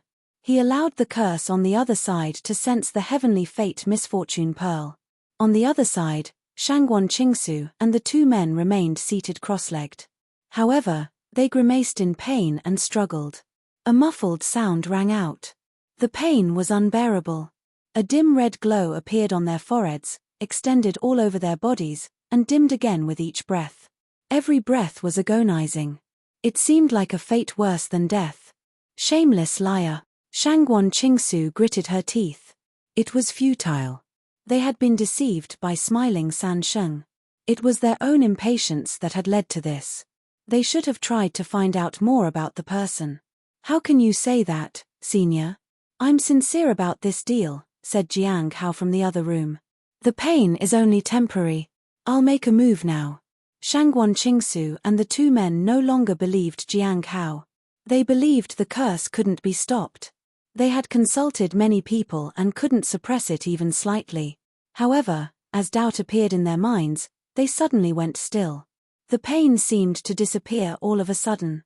Moreover, the red glow of the curses on their foreheads also dimmed, and the curses seemed to retract swiftly until only the imprints on their foreheads remained. Even the forehead marks disappeared after a while. It felt as though the curse was fleeing. The sudden change left them in disbelief as if they had imagined it. They had used so many ways to try and find a cure. Was this real? They couldn't understand how their curse had been dispelled. With the pain gone, they felt a need to possess whatever treasure had made this possible. But soon, they suppressed this greed. Now wasn't the time. They would wait until tomorrow. After a moment of calm, they realized the curse's effects had truly disappeared. Not only had the pain subsided, but they also felt they could use their full power. This was quite unbelievable. For a moment, they suspected whether the curse had naturally dissipated, and smiling San Sheng was just taking the credit for it to deceive them. The three of them glanced at each other. Finally, the middle-aged man moved one step outside the formation. In an instant, his forehead glowed with a dark red light, and the power of the curse spread throughout his body. Ah! His face twisted in agony once again. He bent over in pain and fell to the ground. He couldn't even stand up. Shangguan Qingsu and the other man turned pale. They were terrified when they saw the middle-aged man struggling to crawl back into the formation. "Seniors, it seems you don't trust me," said Jiang Hao from next door. Shangguan Qingsu dared not speak. When the middle-aged man crawled back into the formation, the curse was once again suppressed. They confirmed that Jiang Hao indeed had the ability to nullify the curse. After much hesitation, Shangguan Qingsu suddenly asked, "Fellow disciple, do you have a way to remove the curse from our bodies?" "I don't." Jiang Hao shook his head. He had asked Hong Yuye about it, but she hadn't responded, which meant it was impossible. He could also ask Gui. But he was hesitant to ask her. What if she demanded a price that he couldn't pay? What about further suppression? Shangguan Qingsu persisted. Naturally, there's no way to do it.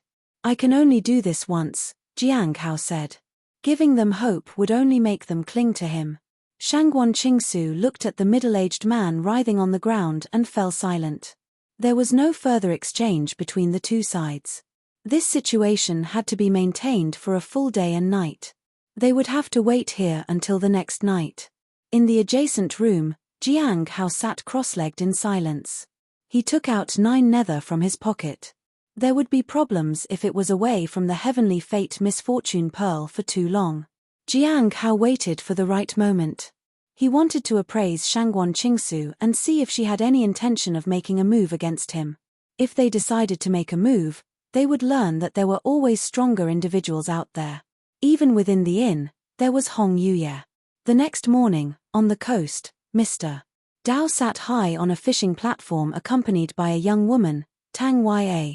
Mr. Dao, what's the point of fishing? It's so boring. Fishing can help cultivate one's temperament. Mr. Dao smiled. Zhu Shen would have been quieter than you if he was here. In that case, Mr. Dao, please don't bring me along next time. I didn't want to come out, Tang Ya said helplessly. Your conversation is too hard to follow, and there's too much scheming and no fighting. Did you see smiling San Sheng before? Mr. Dao suddenly asked. Yes. I gave him a bell. I thought he was a good business partner, Tang Ya said. Do you want to get to know him? He is only at the return to Void Realm. We don't need to worry, right? What do you think my cultivation realm is? Mr. Dao asked. Return to Void Realm. You suppressed it as a part of your disguise, said Tang Ya without hesitation. In that case, Mr. Dao smiled meaningfully. In that case, what? Tang Ya asked curiously. Mr. Dao didn't explain further. Never mind. When is Senior Zhu coming? I want to switch with him, Tang Ya said. It should be soon, but you can't do what he can. Bear with me for a while. Mr. Dao laughed. Mr. Zhu, all the people have been brought aboard. Zhu Shen stood on the deck and gazed into the distance through the fog. At that moment, a large ship in front of him was forced to stop because people from other forces had also arrived. He had to get on the ship before the others. Entering the fog was a bit risky, but it was worth it. There were too many people outside. He glanced at the people on the deck, and among them, the leading figures were an old and a young woman. They looked at him in shock. Mr. Zhu, what do you mean by this? The old woman asked warily. It seems you've met a formidable enemy. Your surveillance eye is gone. This saves me some trouble, Zhu Shen said calmly. After that, he took a step forward and headed toward the large ship. Everyone, gather on the deck. Or else, don't blame me for being brutal. Zhu Shen's voice reverberated throughout the ship. Chapter 648, Chapter 648, The Demoness, explain then, I'm listening. Chapter 648, The Demoness, explain then, I'm listening. Zhu Shen descended from the sky and positioned himself at the highest point of the deck. He looked down at everyone below. Senior, may I ask what brings you here? Li asked respectfully. It's a minor matter. Don't worry about it, my friend, Zhu Shen said politely. At that moment, he looked at everyone on the deck. Something seemed to activate in his hand as if he was searching for something. Mi Lingyu was extremely surprised. The first disciple of the sixth master of the Heavenly Tower. Why would someone this powerful come here? Madam, be careful, said her maid. They were worried. Such a person was beyond their ability to confront. Don't worry. The others are fine. People from the Heavenly Tower, on the other hand, won't dare to harm me, Mi Lingyu said. She couldn't help but wonder. If it weren't for something significant, Zhu Shen wouldn't be here. He had even ventured into the fog and intercepted a large ship. Our people should have received the message, and they'll be coming soon, one of the maids said. There are more people who are afraid of us than we are of them, especially the people of Heavenly King Bu Dong. They even have the blood of true dragon. Mi Lingyu chuckled. However, she also knew that everyone here had sent for reinforcements. The people should be waiting just outside the fog and would arrive soon. But to Mi Lingyue's surprise, Zhu Shen walked straight up to Jing Fengyun. Why was he doing this? Even Jing Fengyun was bewildered. Why would such a distinguished senior approach him?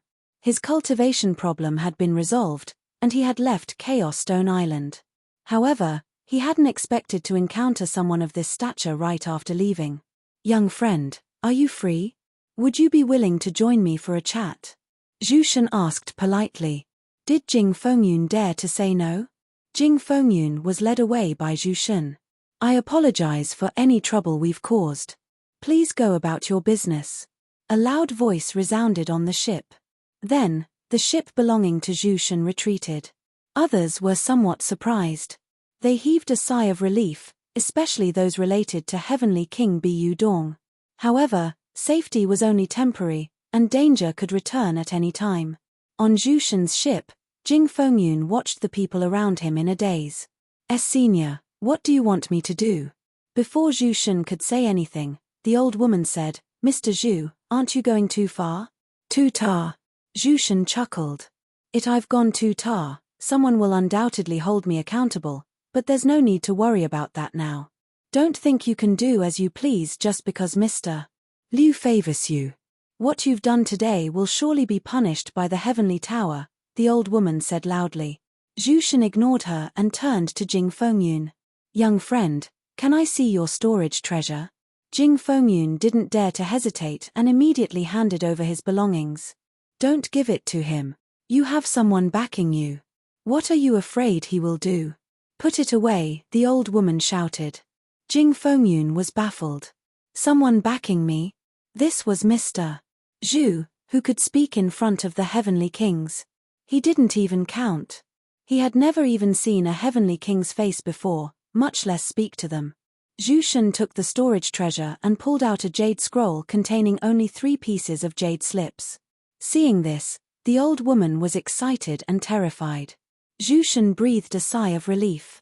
He had finally intercepted Madame Gong's token. Mr. Dao's prediction was right. Who do you work for? He asked. Jing Fengyun knew what Zhu Shen was looking for. The jade scroll had been given to him by the old woman as a trade deal. She asked him to take it out of the island. He hadn't expected to run into someone of Zhu Shen's caliber immediately after leaving. The person behind him isn't someone you can provoke. Go and ask your people if Chaos Stone Island has encountered a force that made it tremble. Jing Fengyun was working for that person. If you ask your people, they will tell you everything, said the old woman. Zhu Shen looked toward a man in the corner. He was the one who had given Jiang Hao 2,000 spirit stones. Jing Fengyun did tasks for Smiling San Sheng on Chaos Stone Island, and Smiling San Sheng entered the 7-day village. He met Madame Gong there. We saw a terrifying force that shook the whole island. It might have been Smiling San Sheng trying to intimidate Madame Gong. Mr. Zhu, you should be careful in handling this, the man said truthfully. Zhu Shen nodded. In that case, I'll take him to Mr. Dao. Since I've crossed paths with Smiling San Sheng, I believe Mr. Dao has as well. This should help clarify the situation. Then, Zhu Shen looked at the others. The rest of you should return. They nodded. Zhu Shen disappeared into the sea with Jing Fengyun. Jing Fengyun realized that nobody cared about his opinion. Not that he had any particular opinion to offer. These people said whatever they wanted, and they knew best. After all, their status was much higher than his. More importantly, he seemed to have unknowingly found a backer. All of this was because he had done a job for Smiling San Sheng. Is he really Smiling San Sheng and not an imposter? What have I done? Jing Fengyun was filled with remorse. He had had a way out, but he had carelessly lost it. Jiang Hao opened his eyes and touched the wall lightly. At once, he saw the 3 people. Shangguan Qingsu and the 2 men. They also noticed him. He appraised her. Jiang Hao sighed. He planned to leave with the Heavenly Fate Misfortune Pearl. Senior, Feel the pain a bit more. I'll be waiting for you. Jiang Hao's voice reached Shangguan Qingsu and the others, and he disappeared in an instant using the golden ring. At this moment, agonizing howls filled the air. Meanwhile, Jiang Hao stood in Hong Yuye's room. He saw her drinking tea. He sat down as well. Is it over? Will they come up? Hong Yuye asked. Jiang Hao nodded. Judging by their condition, they should. Hong Yuye lifted her teacup. Have you thought about what price you're willing to pay? He couldn't afford another September spring. He'd already spent his spirit stones on the beast and the immortal peach tree. He only had a little over 100,000 spirit stones left. Still not sure. Hong Yuye's cold eyes flickered. I will brew you a pot of September spring, senior, Jiang Hao quickly said. Hong Yuye smiled.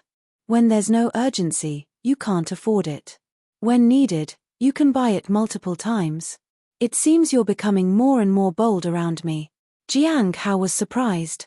Senior, please don't misunderstand. Please allow me to explain. Explain then. I'm listening, she said with a smile. Jiang Hao was speechless. Chapter 649, Chapter 649, Seniors, let me see you off. Chapter 649, Seniors, let me see you off. Seeing Hong Yuye's serious face, Jiang Hao felt somewhat worried. Various things flashed through his mind, but he ultimately decided to stall for time. Senior, please allow me to explain, Jiang Hao said in a calm voice. Hong Yuye looked amused. She remained silent. It's like this. I've been thinking about this matter for a long time, Jiang Hao said. How long? Hong Yuye suddenly asked. Since I met you, senior, I've never dared to be negligent, Jiang Hao said as he bowed his head. Senior, your awe-inspiring presence, outstanding virtue, combat prowess, and exceptional fame have left a deep impression on me. I've always made buying good quality tea my priority. Hong Yuye glanced at him and laughed. Go on. Jiang Hao lowered his head and glanced outside. Normally, by now, the second day would have arrived, so why hadn't Shangguan Qingsu and the others attacked? The matter with the tea encountered too many unexpected setbacks, which delayed it for quite some time. Otherwise, I would have prepared the best to satisfy you, Jiang Hao said. Oh. Hong Yuye showed a bit of interest. What kind of unexpected setbacks? List them one by one. Jiang Hao lowered his head and fell silent. He couldn't explain further, as that would only get him into trouble. He had no choice but to maintain his silence. Hong Yuye smiled. It seems like someone is looking for you outside. Jiang Hao felt relieved. I'll go outside and check. When he opened the door, he saw 3 people kneeling at the entrance. Their limbs trembled, their faces were filled with fear, and their heads were pressed to the ground. It was as though they had encountered the most terrifying thing in their lives. Seniors, why are you doing this? Jiang Hao held the Thousand Faces treasure fan and fanned himself slowly. We didn't know any better. Please, show us mercy, senior. Shangguan Qingsu trembled. Jiang Hao smiled. All right. Do you have any other matters to discuss, seniors? If not, our deal has already concluded. You may leave. The 3 individuals raised their heads and exchanged glances. Would you like it if I saw you out? Asked Jiang Hao. No. We dare not, the 3 of them said in fear. After that, they got up and retreated. Jiang Hao was quite surprised by their behavior. What had these 3 encountered? However, he suddenly realized that he needed to leave as well. Seniors, please stay. Allow me to escort you out, he said as he closed the door and followed them. However, Shangguan Qingsu and the others were terrified. Jiang Hao saw them off downstairs and they left. Only then did they snap back to reality. What do we do now? Asked the pale-faced man. Do you think he can use the ability from yesterday once again? Shangguan Qingsu asked. No one answered. They didn't know these things. When they went after him, they realized their insignificance. There were such powerful individuals overseas, but they rarely ever saw them. Even when they did, these powerful people might not be willing to help them. Smiling San Sheng, Shangguan Qingsu frowned and sighed. Let's return to our clan and tell them of this. This was the first time they had felt the curse being successfully suppressed. Jiang Hao watched them leave and breathed a sigh of relief. He was much safer now. He hadn't earned many spirit stones from this interaction. He still needed to buy September Spring.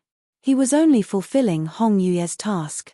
However, she acted like she wasn't involved in this, and he was just asking for favors from her. It was difficult to predict the actions of the strong.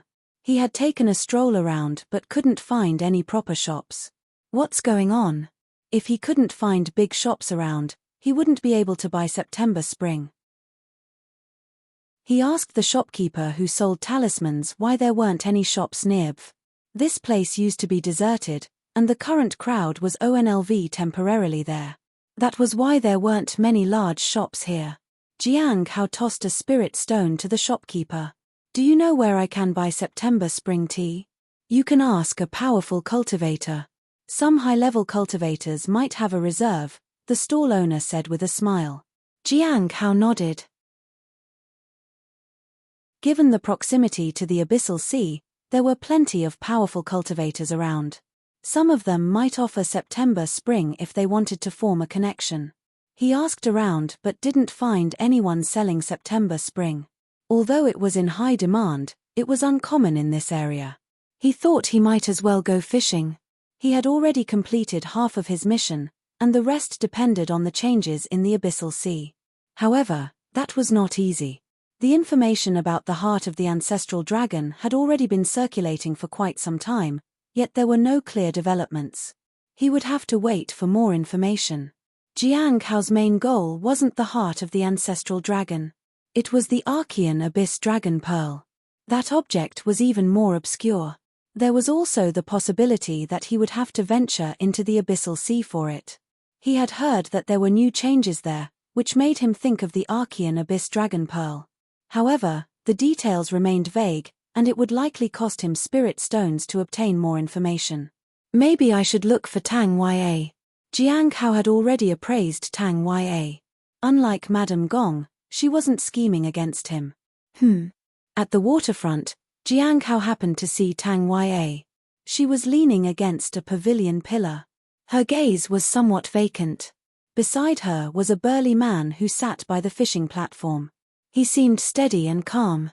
He was incredibly powerful. Without even sensing his aura, Jiang Hao could guess that the man was exceptional. It seemed that the Abyssal Sea was indeed no ordinary place. The fact that people gathered here indicated that they were all powerful cultivators, or perhaps they had powerful backers. Only strong individuals had the qualifications to compete for the heart of the ancestral dragon. Smiling San Sheng, Tang Ya's eyes lit up when she saw Jiang Hao. Miss Tang Ya, Jiang Hao said politely.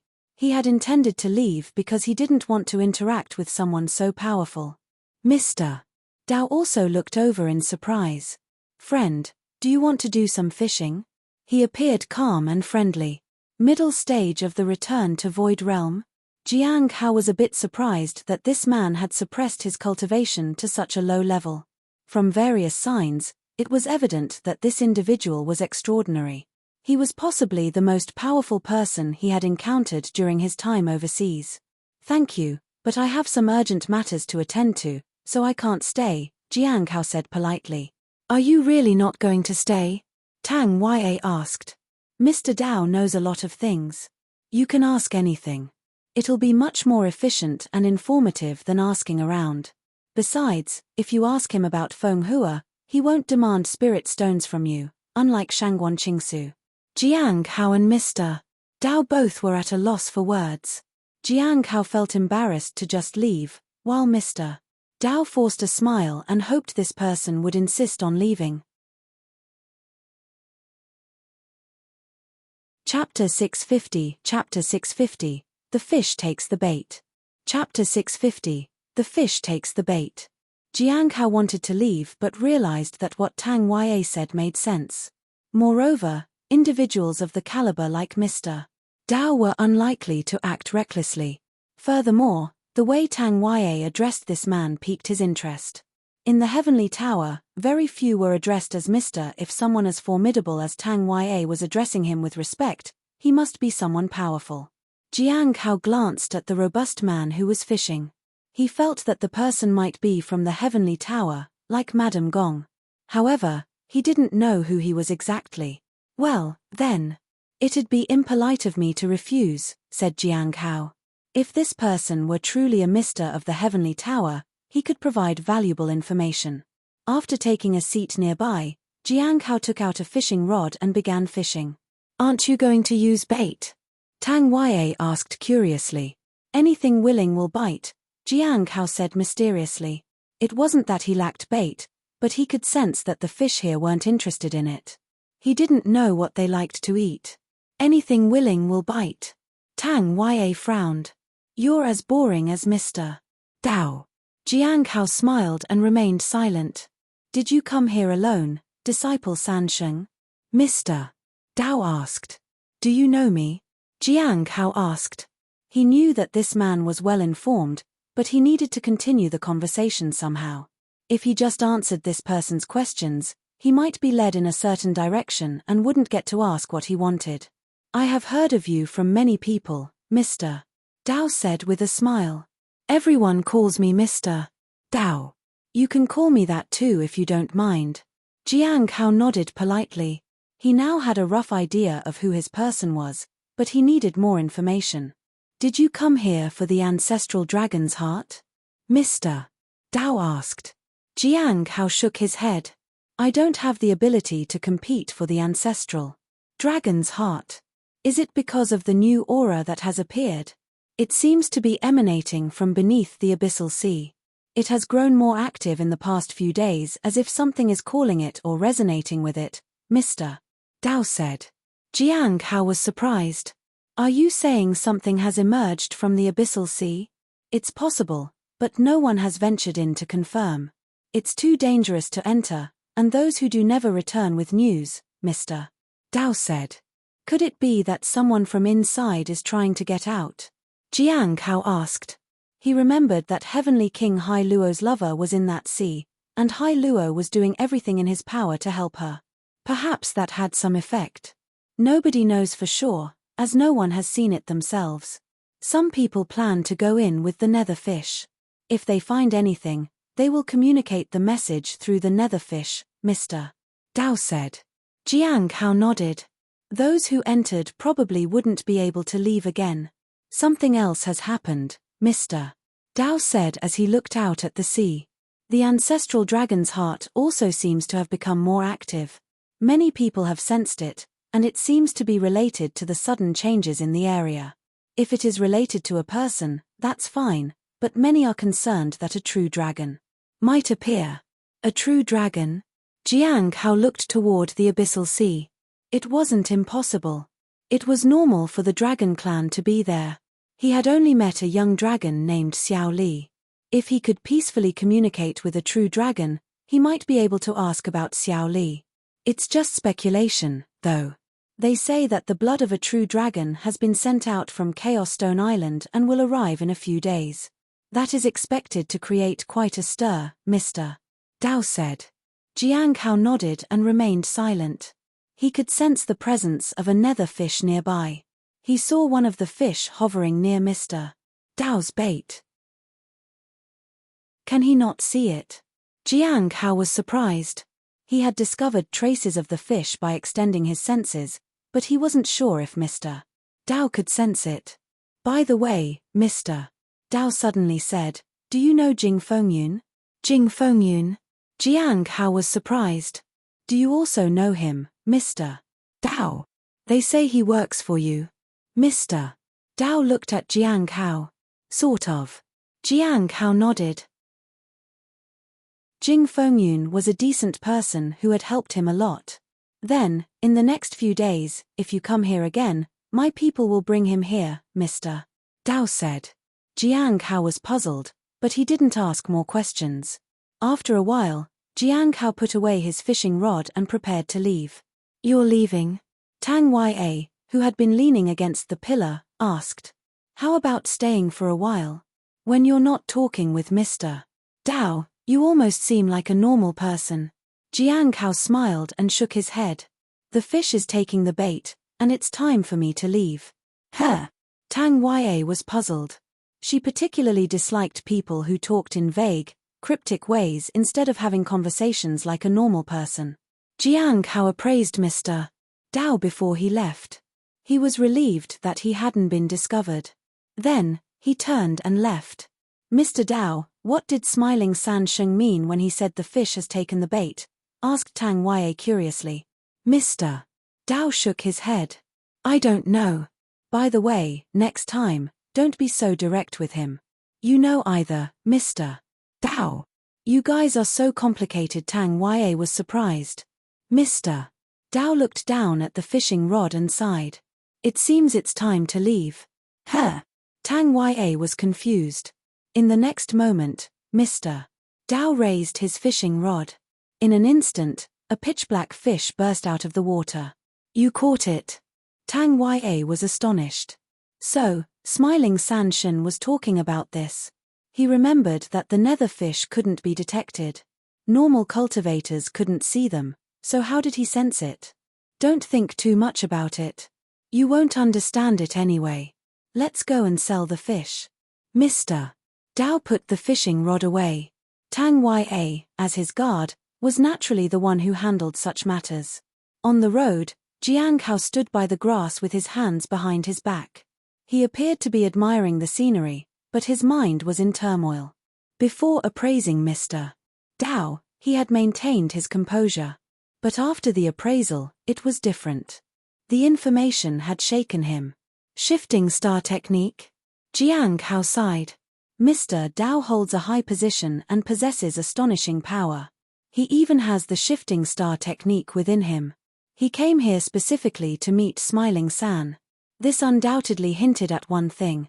This person might be Liu. I wonder if there were any signs of error just now. Chapter 651, 18 True Dragon Protecting the Heart. Chapter 651, 18 True Dragon Protecting the Heart. Jiang Hao never expected that this person would be Liu. He had thought it was just another high-ranking member of the Heavenly Tower, but it turned out to be someone he was somewhat familiar with. He does look similar. I wonder what he's thinking now. Smiling San Sheng might not necessarily be Jing. In the future, I need to meet him, so I need to keep my distance and not linger here for too long. The difference in strength was too great, so he couldn't get involved too much. I kind of want to go back. Jiang Hao sighed. Being outside was all well and good, but it wasn't as safe as being in the sect. With his current cultivation realm, he was too weak in this place. He could go back and tend to spirit herbs or head to the mines as punishment. However, his task was not done yet, which was rather frustrating. I wonder if the Archean Abyss Dragon Pearl will appear. If it doesn't appear, should I just go back? If it took a long time, he couldn't stay here unless there was a mine here. Jiang Hao couldn't help but feel that he needed to ask around to find out more. After asking around a bit, he actually found a mine. It was just that the ore was rather common, and the people who needed it couldn't get here, while the people who could get here didn't think much of it. These people are really wasteful. Jiang Hao found the location in the middle of the night. Then, he took out a hoe to start digging. The mine was on a small hill. It was sturdy. He felt that he might find something here. Perhaps he could find more bubbles here. What are you doing? Asked a sudden voice from behind. At the sound, Jiang Hao froze. He turned to see a woman in a red and white gown. It was Hong Yuye. Under the moonlight, she looked stunning in her red and white dress. Her calm gaze seemed to hide a killing intent. It made him nervous. I heard there might be something extraordinary here, so I came to take a look. I wanted to present it to you, Senior, he said. Hong Yuye chuckled. Pack up your things and get ready. The Archean Abyss Dragon Pearl is about to appear. Jiang Hao was surprised. Let's go to the Abyssal Sea, Hong Yuye said. All right. Jiang Hao nodded and put his things away. Then, he headed toward the direction of the Abyssal Sea with Hong Yuye. They traveled very fast. However, it wasn't as close as he had imagined. It took them about half a day to reach the endless darkness in the starry sky. It was as if there was a hole in the parallel lines of the starry sky. The sea flowed and surged and flowed downwards. There was no echo in the pitch-black area. Jiang Hao frowned. He couldn't see clearly. There was something interfering with his perception and vision. We have to wait for dawn. If you want to see the appearance of the abyssal sea, you need the light of daybreak. The person next to him dropped from the high altitude. It was an old man. Jiang Hao couldn't see his cultivation realm. Do you know this place well, senior? I have some understanding of it, but what are you here for, junior? Asked the old man with a smile. I came to see the heart of the ancestral dragon. Why else would someone come here if not for the heart of the ancestral dragon? His goal was the Archean Abyss Dragon Pearl, but he mentioned the heart of the ancestral dragon to the old man. The heart of the ancestral dragon isn't visible. The old man shook his head and smiled. Jiang Hao didn't say anything more but stayed in place and waited. If Hong Yuye said the Archean Abyss Dragon Pearl was about to appear, it probably would. He was more concerned about the abyssal sea. He didn't know if it was an illusion, but he could feel a force emanating from within. It was just hard to capture. It was even harder to discern what kind of force it was. I heard that Heavenly King Bu Dong got hold of True Dragon's blood. Perhaps when the True Dragon's blood comes near, the dragon's heart will appear, said the old man. I wonder when the people of Heavenly King Bu Dong will arrive, Jiang Hao said. The old man thought for a moment. It should be in the next day or two. They will send it over as quickly as possible. Maybe it isn't the true dragon's blood that summons the ancestral dragon's heart. Jiang Hao thought that the heart of the ancestral dragon was summoned by something indeed. It made sense if it happened to be the Archean Abyss Dragon Pearl. From the looks of it, the appearance of the heart of the ancestral dragon will mean the appearance of the Archean Abyss Dragon Pearl. Jiang Hao was somewhat concerned. But he soon stopped thinking about it. There were countless powerful people here. There was no need for him to act.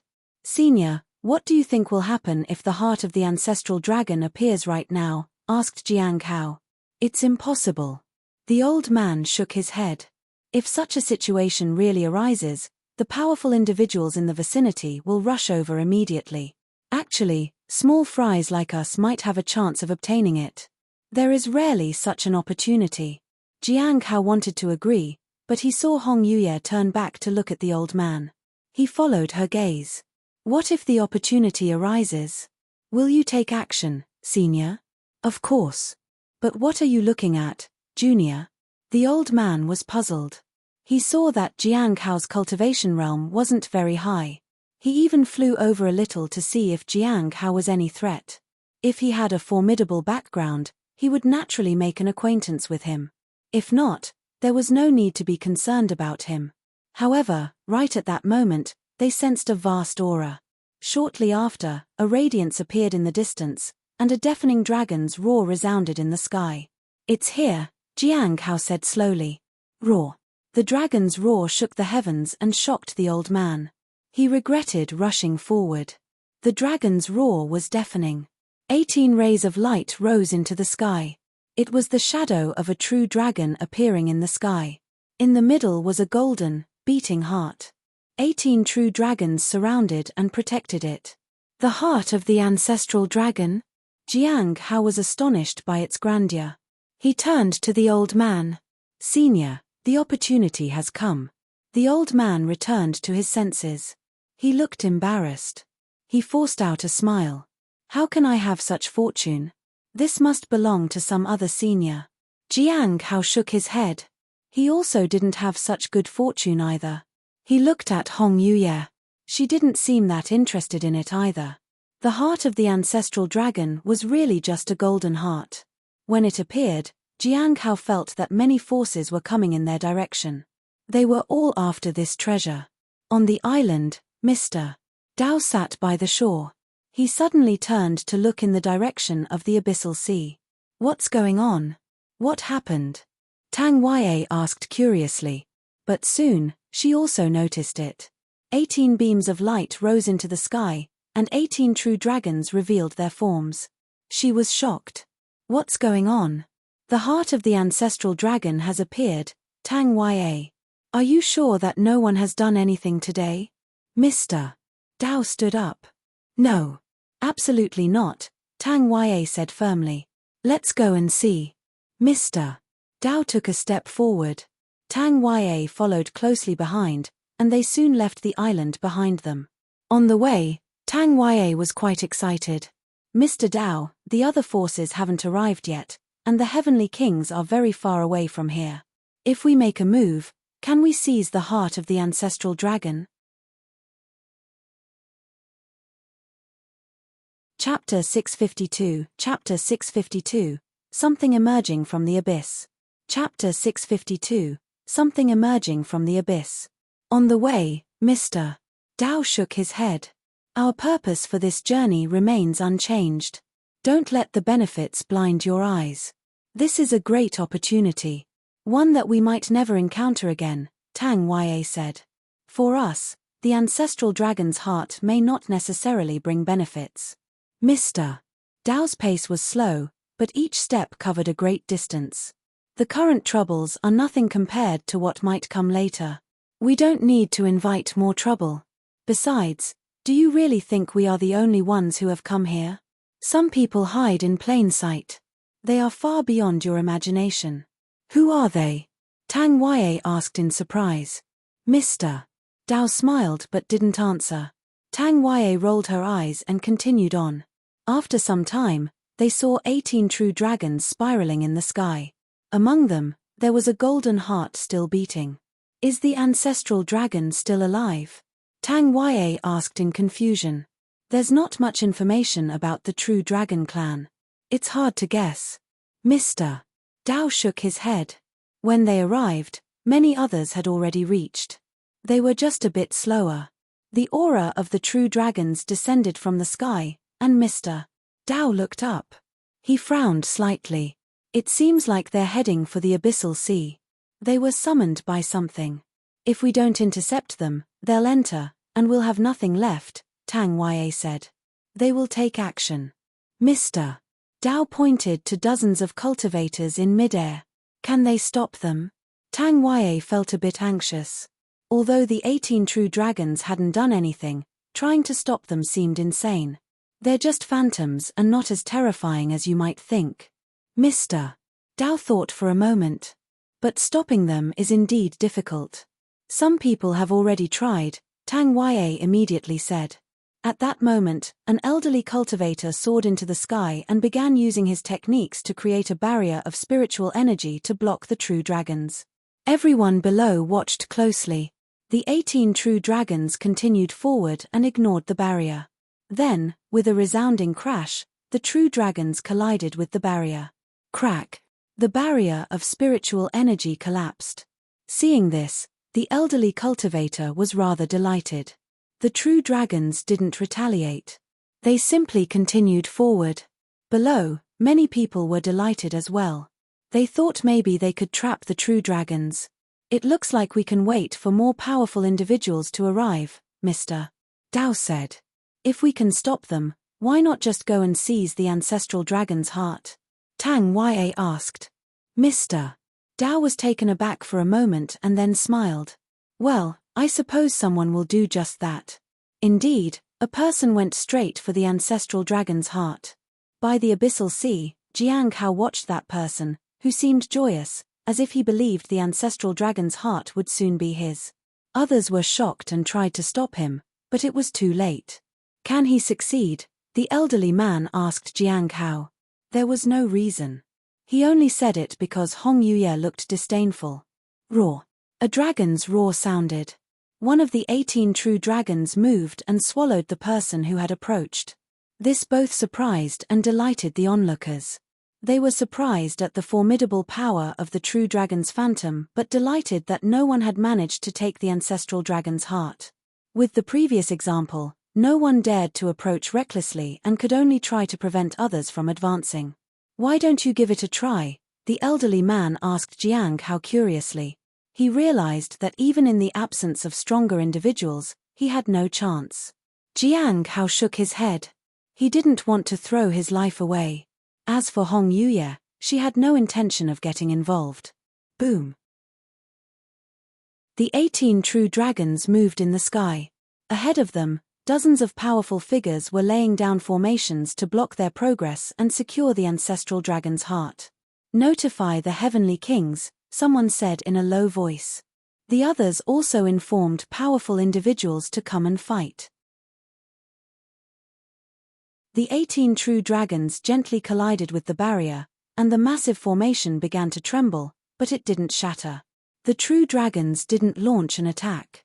They were just testing the strength of the formation. Once they weathered the first wave, it became much easier. After several attempts, the formation finally stabilized. "It seems they're trapped now," said Jiang Hao. He could tell that the ancestral dragon's heart was drawn by the aura from the abyssal sea. It was an elusive presence that was hard to grasp. But it definitely existed. "Who do you think will obtain the ancestral dragon's heart?" the elderly man asked. Jiang Hao didn't answer immediately. Instead, he turned to look at the abyssal sea. The abyssal sea was still a vast pool of nothingness, but there seemed to be something trying to emerge from within. He sensed it from the auras in it. The elderly man turned to look as well. He was quite puzzled. "Senior, what's happening with the abyssal sea?" Jiang Hao shook his head. He couldn't answer, nor did he need to. As for this elderly man, he didn't even know him. He had just called him senior, and now the man insisted on addressing him as senior too. It was somewhat uncomfortable. However, there was one thing he didn't understand. Senior Dan Yuan paid a lot of attention to the ancestral dragon's heart, so why hadn't his people come here? They might have a chance to obtain it. It wasn't just Senior Dan Yuan. Liu should have been here by now. Why weren't they taking action? Were they all like Hong Yuye? Maybe they weren't interested in the ancestral dragon's heart but something else. Jiang Hao glanced at the woman beside him and didn't say much. On the other hand, Tang Yue was confused. "Mr. Dao, are we just going to watch?" Tang Yue asked. "Why not? Haven't you noticed that these 18 true dragons are no ordinary beings? It's not easy to avoid them and get the ancestral dragon's heart," Mr. Dao said. "It feels like we're handing over the treasure to others." Tang Yue sighed. "No need to worry. They're here." Mr.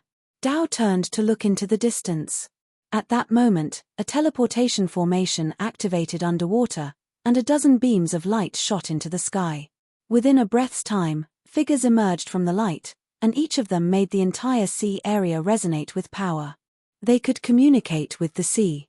"Heavenly King Bu Dong is here," Tang Yue exclaimed. Did he already absorb the benefits he got from the south? He's the first one to arrive. His aura has become stronger. Mr. Dao was also somewhat surprised. Soon, Tang Yue spotted more figures. Heavenly King Taomu is here too. Heavenly Kings Kua and Mu Longyu are here too. So many Heavenly Kings have already arrived. If they make a move, won't this sea area suffer? These Heavenly Kings are interested in the ancestral dragon's heart. If not now, then when would they come here? Mr. Dao asked. Tang Yue nodded. Indeed, the ancestral dragon's heart was quite extraordinary. Soon, she noticed that these people were standing in the skies and showed no signs of making a move. Why aren't they fighting each other? Because they're not like you. Chapter 653. Chapter 653. Something seeks my help. Chapter 653. Something seeks my help. At the edge of the abyssal sea, Jiang Hao also noticed the presence of the heavenly kings, and their auras were powerful. However, he had never sensed such a presence in King Hai Luo. Even when he first met Mu Longyu, he hadn't felt this way. It seemed that the heavenly king's strength underwent a significant transformation when they were overseas. They're probably discussing what to do with the ancestral dragon's heart. It's just difficult to reach an agreement since the sea area is not only inhabited by the heavenly kings. Jiang Hao wondered if they would come to an agreement. As more teleportation arrays appeared, unidentified, powerful individuals emerged from them. The discussions took time, and the whole atmosphere seemed less friendly. Before long, they ceased their conversations. As time passed, 2 more figures appeared in the sky, but they also remained silent, which only increased the sense of unease. A storm is approaching, Jiang Hao said to the elderly man beside him. Stay further away from here. It won't do you any good to linger here. The elderly man expressed his gratitude and quickly moved away. Senior, what should we do? Jiang Hao asked. She looked at the abyssal sea. We wait. Jiang Hao nodded. He could sense that something was struggling to emerge from within. But they didn't have to wait long before a sudden roar echoed through the sky. Boom! A tremendous force swept in all directions and caused the seawater to rush toward the SKV like a reverse waterfall. Blinding lights flashed and something rumbled. The overwhelming force instantly engulfed Jiang Hao. Without Hong Yue's presence, he wouldn't have had time to escape even with the golden ring. He had to use the 1,000 miles teleportation talisman. Otherwise, he wouldn't make it out in time. In the aftermath of such a force, Jiang Hao was unable to see the figures of the people at all. He couldn't even see the battle properly. So, he could only patiently wait for the force to weaken. However, after a short while, he frowned and turned toward the abyssal sea. The aura had become stronger as if something was struggling to break free. Amidst the eruption of boundless power, Mr. Dao retreated to a more distant location and finally saw the person he had been looking for at the edge of the abyssal sea. It was a figure of a scholar. He gazed at the abyssal sea with surging power behind him, yet it couldn't touch him at all. Smiling San Sheng? Is he watching the abyssal sea? But wasn't he supposed to be in the return to Void Realm? How is he blocking those forces? Tang Ya exclaimed. Mr. Dao didn't bother with all the questions. He seemed puzzled. What's in the abyssal sea that had captured his attention? He is not even looking at the ancestral dragon's heart. The enigma of the abyssal sea left not only Mr. Dao perplexed but also Jiang Hao, who could only sense a presence struggling to emerge. Now, that struggle was becoming evident. After observing for a moment, he suddenly frowned. It seemed that the other party was about to struggle fiercely. It's coming. Hong Yuye, who had been watching Jiang Hao all along, turned toward the abyssal sea. In the next moment, a blue beam of light shot out of it. Boom! The speed was unimaginable, and the strength was astonishing. In an instant, the blue light shot into the sky and illuminated the surroundings. The 18 true dragons came to a halt. They didn't dare move recklessly.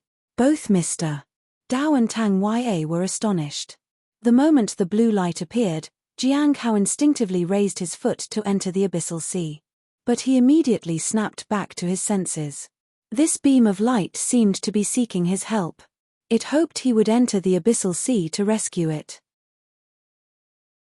Is it seeking only my help or calling out to everyone here? Jiang Hao looked at the person beside him. Hong Yuye just stared at him in indifference. Do you want to go in?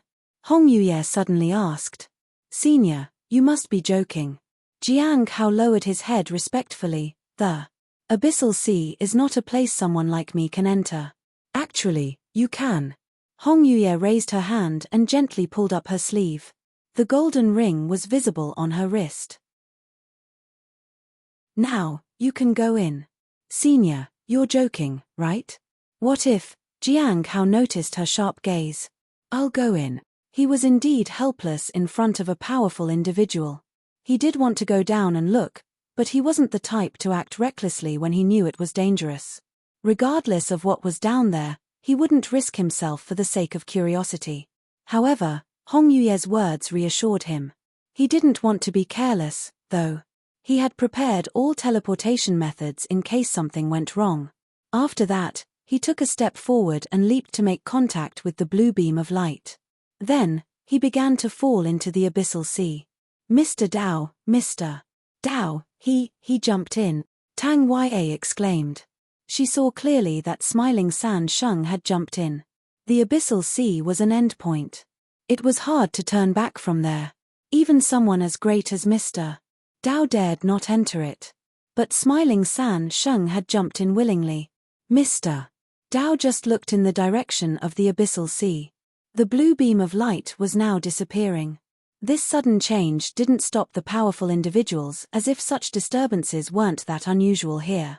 People would jump in from time to time, and no one paid much attention because nobody ever came out. Hong Yuye, on the other hand, kept her eyes fixed on the abyssal sea and didn't look away. Jiang Hao, who had leaped into the abyssal sea, plummeted. He couldn't use any techniques or spells at all. His strength was compressed within him. It was difficult to move. It would take a long time before he could use anything to save himself. Moreover, his descent was much faster than expected. During the descent, Jiang Hao saw stars. At first, they appeared as faint points of light, then they multiplied into a multitude of stars. Soon, it was as if a galaxy was surging, but the further he descended, the more unsettling it felt. It was as though the galaxy was converging downward. The stars gathered like a vast river flowing downward. He, too, seemed to be in that state and unable to escape the abyssal sea. His powers were suppressed, and his body was under immense pressure. He looked up at the sky and could see the stars winding down and eventually converging below. This won't work. If I keep falling like this, I won't be able to get out of here at all. By now, the blue light was nowhere to be seen. The distress he had sensed from this place had disappeared. It might as well have been an illusion. After waiting for a while, he suddenly saw several floating rocks. Bam! Jiang Hao fell heavily onto one of the rocks. His legs were a bit sore. Looking around, he noticed several people sitting cross-legged. Most of them had weak auras as if they were resisting the pressure from the abyssal sea. Another corpse has fallen, said a middle-aged man. A corpse? Is he referring to me? Jiang Hao wondered. He didn't pay it much mind and instead approached the edge of the rock to look down. At that moment, he felt something coming up from below as if it had locked onto him. Is this the abyssal sea? Jiang Hao asked the middle-aged man sitting on the rock beside him. The abyssal sea. This is just the edge of the abyssal sea. If you want to see what the abyssal sea truly looks like, you'll have to go further down, the middle-aged man said. Do you know what the abyssal sea is, sir? Jiang Hao asked curiously. The man didn't respond. Jiang Hao turned to look at his side and noticed that the seawater was still rushing downward without an end. Some say there are true dragons down there, while others say it holds the secret to becoming a heavenly king. Do any of you have any clue as to what might actually be there? Jiang Hao asked. As soon as he entered, he had communicated with the golden ring to see if it was still connected to the outside. It set his mind at ease. After he finished speaking, two more elderly men suddenly appeared behind him. Each wielded a weapon. Jiang Hao was puzzled. Hand over the storage treasure, one of the men said. Jiang Hao was astonished. These people, who appeared so feeble, wanted to rob him of his spirit stones. I advise you not to struggle. It takes a long time to adapt here, and you're not a body cultivator, so you're no match for us, said the middle-aged man beside him. Of course, we won't be brutal. We'll leave you with something at least. Jiang Hao was speechless.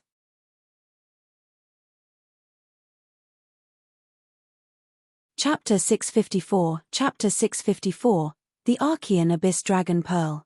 Chapter 654, The Archean Abyss Dragon Pearl. Jiang Hao looked at the two men. This was the first time someone had blatantly demanded for his storage treasure. There were many things inside. 110,000 spirit stones were not a small amount. Jiang Hao had never seen anyone below the return to Void Realm as rich as him. However, he had two storage treasures, and they weren't noticeable. They were just normal items he had obtained within the sect. As for the items that couldn't see the light of day, they were stored in his primordial spirit storage treasure. One of them had the golden rings. Jiang Hao watched the two men and noticed that they had almost no cultivation left. They relied on their physical strength. After that, he observed everyone around him and did not see anyone special among them. Do you all see the people falling from above when you're here? Asked Jiang. How? Cut the crap. Hand over the storage treasure, and don't even think about stalling for time, the elderly man in the grey robe said coldly. Are you referring to this? Jiang Hao took out his storage treasure and then hovered near the edge of the cliff. Can we talk first? The crowd was speechless. Why bother, fellow disciple? You won't survive anyway, said the middle-aged man sitting on the rock beside him. Answer a few questions for me first, Jiang Hao said. You can ask, the middle-aged man said. It seems they listen to you, Jiang Hao said with a smile. Has a young and beautiful woman jumped down from here recently? Many young women have jumped down. Who are you referring to? Jiang Hao wasn't sure. King Hai Luo's lover had jumped down from here. That was all he knew. I think I remember. Her cultivation realm was quite formidable. Where is she? Jiang Hao asked. She jumped down. The middle-aged man sighed. She was too impulsive.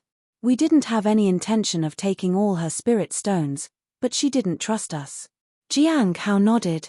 However, when he asked what was down there, no one could provide an answer. Can you hand over the storage treasure now? The middle-aged man asked. Jiang Hao put it away and showed no sign of handing it over. What do you mean by this? The elderly man asked coldly. Jiang Hao shook his head. I'm not used to giving up my things easily. You're asking for death, the elderly man said angrily. This young man was mocking him. They attacked. Jiang Hao's eyes flickered as he watched their movements. When they approached, he used his fan as a weapon. After dodging a sword strike with a sidestep, he raised his fan and struck at the sword. Clang! The tremendous impact startled the elderly man, and the sword in his hand fell to the ground. Clang! While the elderly man was still in shock, Jiang Hao approached him. Senior, you've grown old. He then threw a punch. Boom!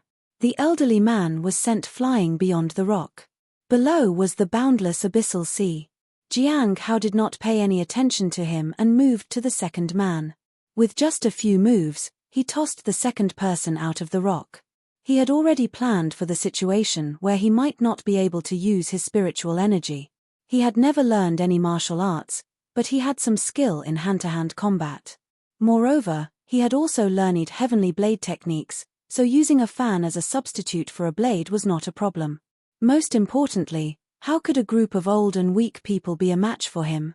Jiang Hao felt nothing when he saw the old man fall. He didn't believe that they would leave him with something. How are you so nimble? Asked the middle-aged man sitting on the rock next to him. He didn't seem worried about people falling off the rock. Perhaps it was better with fewer people around. Who knows? Jiang Hao didn't want to answer him. With various divine treasures on his body, he naturally had an advantage here. At that moment, 3 young men stood up. One of them said, he has a secret treasure on him. Perhaps it can help us get out. He wasn't the only one. Everyone was thinking the same. It was the first time they had seen someone so extraordinary here. Many people who fell down here were unable to move freely, but this person had no such constraints. Why are you staring at me? Jiang Hao looked at the cliff and smiled. There are other things more worthy of your attention. What things? Everyone was a bit puzzled. After a moment of silence, Jiang Hao said, it's here. His strange words aroused curiosity in some people, while others became cautious. Before they could question it, a blue light appeared from below. This sudden change shocked everyone. Even the middle-aged man who had been there from the beginning stood up. Their reaction made Jiang Hao puzzled. Hadn't they seen the blue light just now? But now wasn't the time to think about that. He stared at the ground and saw a streak of azure light moving rapidly within the blue light. In just a few blinks, it appeared above the group of rocks. The light gradually dissipated and revealed an azure blue pearl hovering in the air. It was about the size of 2 or 3 fists. Archean Abyss Dragon Pearl? Jiang Hao guessed. The aura emitted by the pearl was the same as the one he had sensed before. Moreover, this pearl gave him a strange feeling as if there was some inexplicable connection between him and it. As soon as the pearl appeared, everyone was stunned. They had never seen something like this before. In the span of a breath, those who were planning to attack Jiang Hao all rushed toward the blue pearl. This was a rare treasure. At the same time, they felt that this was their hope for an escape. A pearl that could float up from below could easily lead them out of this place. Step back, the middle-aged man shouted. However, no one paid any attention to him. Senior he, don't think too highly of yourself at such a time, said someone. Senior he glanced at the person coldly, and a small knife appeared in his hand. It shot out and caught the person off guard. The young man couldn't even react. He fell to the ground. He clutched his neck and struggled, and blood kept pouring out. The stones were stained red, and the abyssal sea absorbed the blood. Jiang Hao was surprised. He didn't expect injuries to be this severe here. Senior he did not stop and continued to throw knives one after another. One of them was even aimed at Jiang Hao. It was aimed directly at his throat. Jiang Hao avoided the fatal strike with a dodge. Out of curiosity, he reached out and caught the handle of the small knife at the moment it grazed his neck. It was a blade of good quality. It was no wonder it could kill so easily. However, by that time, Senior he had already killed all the people around him. Seeing Jiang Hao catch the flying knife, he narrowed his eyes. He didn't pay Jiang Hao any attention and headed straight for the Archean Abyss Dragon Pearl. This was their hope for escape. He used all the spiritual energy he could muster and leaped forward. In the blink of an eye, he reached the pearl. However, the moment he touched it, a blue light flashed. Splat! Senior his entire arm turned into nothingness, and he was sent flying backward. He fell onto a rock and writhed in agony. Chapter 655, Chapter 655, Emerging from the Abyssal Sea and Shocking Everyone. Chapter 655, Emerging from the Abyssal Sea and Shocking Everyone. Jiang Hao felt anxious as he watched the man struggle. The Archean Abyss Dragon Pearl seemed to be even more dangerous than he had anticipated. However, what puzzled him was that since it had already reached this point, why didn't the pearl continue upward? Floating further up would lead it out of the Abyssal Sea. Why would such a pearl be here? Jiang Hao wondered. He wanted to try appraising it but found that it took a lot of time for his divine abilities to take effect in the Abyssal Sea. He didn't have much time. The Archean Abyss Dragon Pearl moved. The floating pearl suddenly swayed twice and then started moving toward Jiang Hao. Senior he watched the pearl in terror. He knew that this young man was doomed. However, what he feared didn't happen. The pearl did not touch Jiang Hao but stopped in front of him. Senior he was baffled. Jiang Hao was also shocked. He had just witnessed the horror of touching the pearl. If it had touched him, it would have been disastrous. But as he gazed at the dragon pearl before him, he had a strange feeling that it was inviting him to touch it. Jiang Hao hesitated and extended his hand toward it. Senior he was astonished. Many things flashed through his mind. This young man had just arrived, and right after, the pearl had also appeared. There must be a connection between the two. He knew that his opportunity to leave this place had come. Without hesitation, he got up and knelt in front of Jiang Hao. I am he you ran, and I apologize for my earlier behavior, Senior. Please forgive me. I promise to serve you from here on out even at the expense of my life. Jiang Hao glanced at Senior he but did not respond. Instead, he focused his attention on the pearl. As he reached out to touch it, the pearl moved. It allowed Jiang Hao to touch it. In an instant, the sound of a dragon's roar emerged from the Archean Abyss Dragon Pearl. The voice was faint yet clear. A blue light radiated from the pearl, and a phantom of a true dragon appeared. It was a small blue dragon that opened its azure eyes and gazed at Jiang Hao. Then, it transformed into a vast dragon and circled around the man before swimming away. Its power resonated with him. In an instant, Jiang Hao felt his strength returning, and he even gained control over the pearl's power. It was an unimaginable force. He looked up. He knew that he could escape this place any time he wished. Senior, please, take me with you. I'm willing to do everything. I'll remain loyal to you for the rest of my life, said Senior he pleadingly. Jiang Hao looked at him in doubt but remained silent. Instead, he leaped up. Boom! The rocks shattered as he shot into the sky. A magnificent dragon's roar echoed in all directions. For a moment, Jiang Hao felt like he was invincible. He was willing to be a champion for the world and even dared to contend with the heavens and the earth. This was the intensity of power granted by the pearl. He quickly restrained his thoughts and focused on getting out of this place.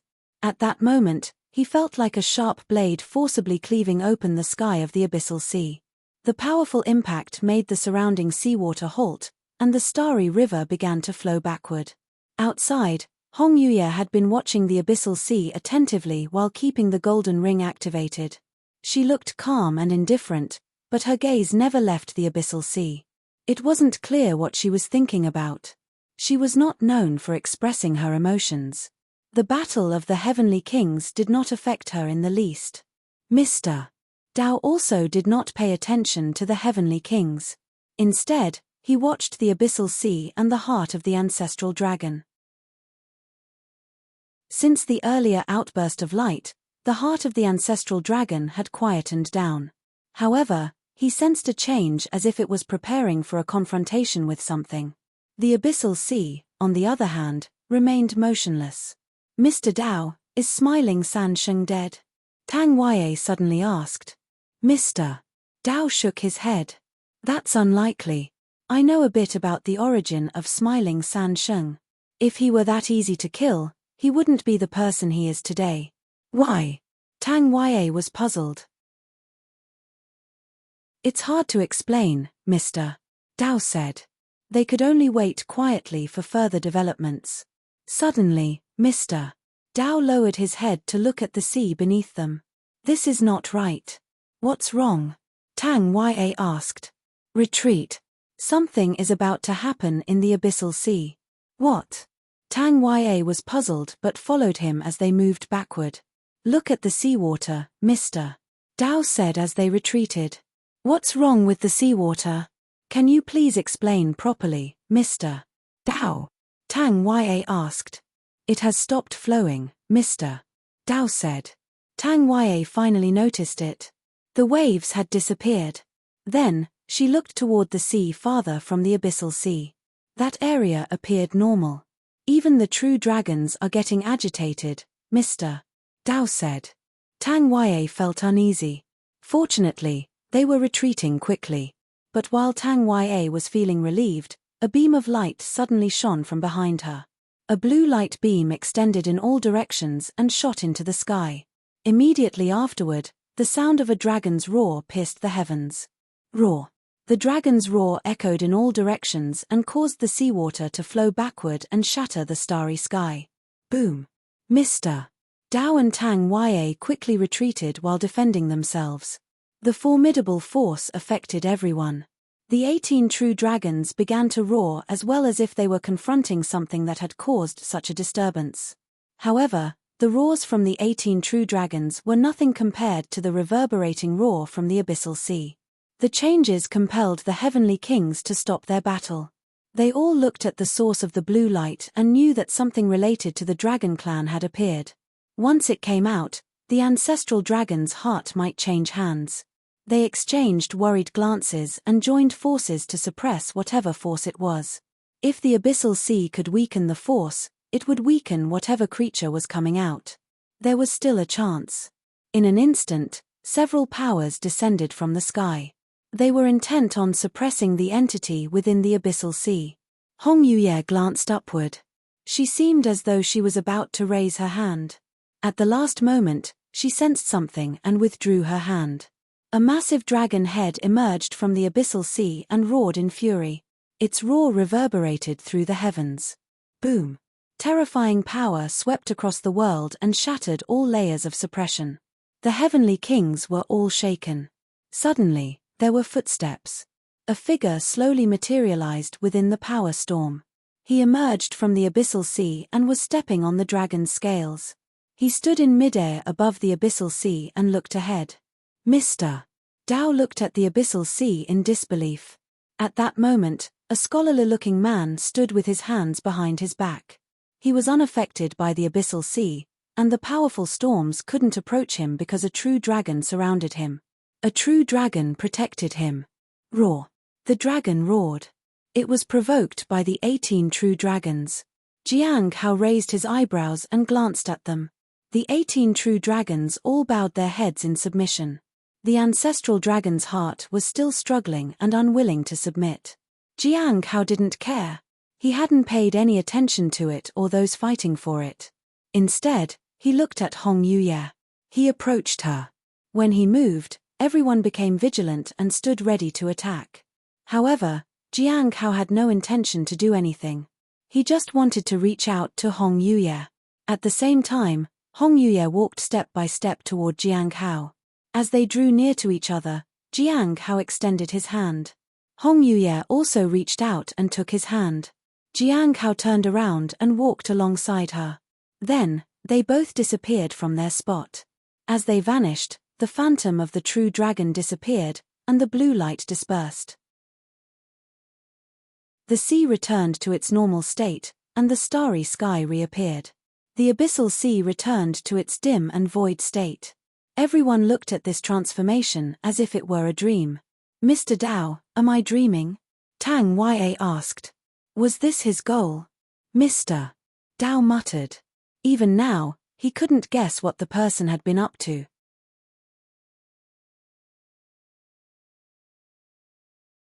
Chapter 656, Chapter 656, Xiao Li's Dragon Pearl. Chapter 656, Xiao Li's Dragon Pearl. Jiang Hao was surprised. The Archean Abyss Dragon Pearl turned out to be Xiao Li's pearl. Can a young dragon have such power? Jiang Hao sat on a tree. He knew Xiao Li was extraordinary but not to this extent. He shook his head and didn't dwell on it too much. He was curious about the heavenly thunder. When he appraised Xiao Li before, he was told she was severely wounded by the heavenly thunder. He had just dismissed it. It seemed that the heavenly thunder was no ordinary thunder. It was clear that it had dislodged the pearl from her.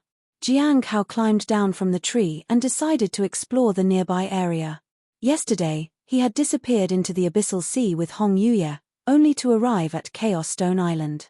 The objectives of this trip had already been fulfilled, so why stay here any longer? Waiting any longer would prove detrimental. The Heavenly Kings were no pushovers. He realized that the abyssal sea was not as easy to escape as he had thought. The Archean Abyss Dragon Pearl couldn't come out because it couldn't activate its accumulated power by itself. It was only after he touched it that the power was activated and allowed it to break free from the abyssal sea. In the meantime, on Chaos Stone Island, Jiang Hao handed the Archean Abyss Dragon Pearl to Hong Yuye. However, the pearl didn't stay quiet in her hands and ultimately returned to him. Only then could he attempt to appraise it. During this time, he also bought September Spring. He brewed it and drank it. The last time, he had used its power for painting. Now, it improved his mountain sea seal. I wonder who obtained the ancestral dragon's heart. Jiang Hao was curious. He would have to wait for the gathering to find out, but the gathering would also bring him trouble. Liu must have guessed it already. I need to come up with an excuse that won't affect the impression I left behind. Jiang Hao left the matters aside and decided to take care of the final task for now. On Chaos Stone Island, Ran Hui hid behind a broken wall. They had settled down on the island, and no one recognized them or disturbed them. For them, this place was like paradise. However, the good times didn't last. They had barely settled down when someone came looking for them. They told them that they had to pay spirit stones. Later, they learned that working in the city earned you spirit stones. They hoped the person would give them more time. They agreed, but when Ran Hui came out to this place, he heard people talking about them. Look at him. He's got no skills. Does he really have any spirit stones? Definitely not. The middle-aged man shook his head at the young man. Then, why did you set a time limit for them, senior? The young man was puzzled. I heard they have someone backing them, so I wanted to check. There's no background, so we can do whatever we want. That girl with her face covered must be extraordinary. If we take her and sell her, we can get quite a few spirit stones. What about the guy? No need to worry about him. The two of them exchanged a smile. He is just an ordinary person, nothing more. You can handle it, so I won't dirty my hands. Only dead people don't cause trouble. Ran Hui's face turned pale. Since they were going to die anyway, they might as well fight these people. With that thought in mind, he picked up a stone from the ground and walked out. But as soon as he stepped out, He noticed the two men were staring in his direction. They smiled mockingly at him. "Look. He's actually here. I thought he'd get scared and run away," the middle-aged man said. "You didn't think you could hide, and we wouldn't know, did you?" said the young man and laughed. "Since there's nothing more to play with, let's just kill him," said the middle-aged man. The young man gathered lightning in his hand. Ran Hui, in despair, finally erupted with anger and threw the stone in his hand. The two men laughed. However, the moment the stone approached, it was as if a blade swept through everything. The two figures were dead. They didn't even have time to react. Ran Hui was left standing there. He was bewildered. "Friend, we meet again." He heard a chuckle. When he turned to look, he found that it was the scholarly-looking man from the ship. He was fanning himself as he leaned against the wall. The words, "unrivaled in the world," flashed on the fan. "Immortal elder." Ran Hui knelt on the ground. "It seems that this place is not suitable for you," Jiang Hao said with a smile. There were many cultivators, and it was extremely dangerous for ordinary people unless they lived in the city. Ran Hui lowered his head in sorrow. "We have been through so much, but nothing ever changes. We've tried our best and tried to move on. We only hope for a peaceful life, but it seems that is too much to ask for." Jiang Hao listened attentively. Ran Hui composed himself. "I'm going to leave soon. Have you thought about what I said?" Ran Hui lowered his head. He then got up and invited Jiang to his house. It was a newly constructed thatched house. "We built it together and hope to spend the rest of our lives here. We treat this place as our own home," Ran Hui said. "It's quite nice." Jiang Hao nodded. "Yes, we think so too," Ran Hui said with a smile. His smile looked desolate. At that moment, Jiang Hao saw a woman pacing restlessly in front of the thatched house. "I'm back," said Ran Hui to her. Jiang Hao followed him inside. The woman was very happy to see Ran Hui, but when she saw Jiang Hao, she was puzzled. "Do you remember what I said to you before? I told you that I would find you again before leaving. If you're willing, I will help you. If not, I won't bother you. You should think it over. Once I leave, you will never see me again," Jiang Hao said kindly. This was Chaos Stone Island, and he wasn't going to come here anytime soon. These two people couldn't come to the Heavenly Note sect either. This was a farewell. The two looked at each other. Finally, they held each other's hand. They knew that if this failed, they would die. The two went inside the house to discuss. Jiang Hao didn't know what they talked about, but when Ran Hui came out, he was ready. "If we fail, I hope, Elder, that you can send me on my way too." Jiang Hao lowered his head and nodded. At noon, they stood in an open area with Jiang Hao in front of them. "I'm going to start now." The woman nodded. Jiang Hao activated the Heavenly Cauldron ability. In an instant, the surrounding was enveloped in darkness. Jiang Hao used the universe in a palm technique, and purple energy spread out everywhere. The mountain sea seal revolved in the sky. After doing that, Jiang Hao walked slowly to the woman and extended his hand. Heaven Lock.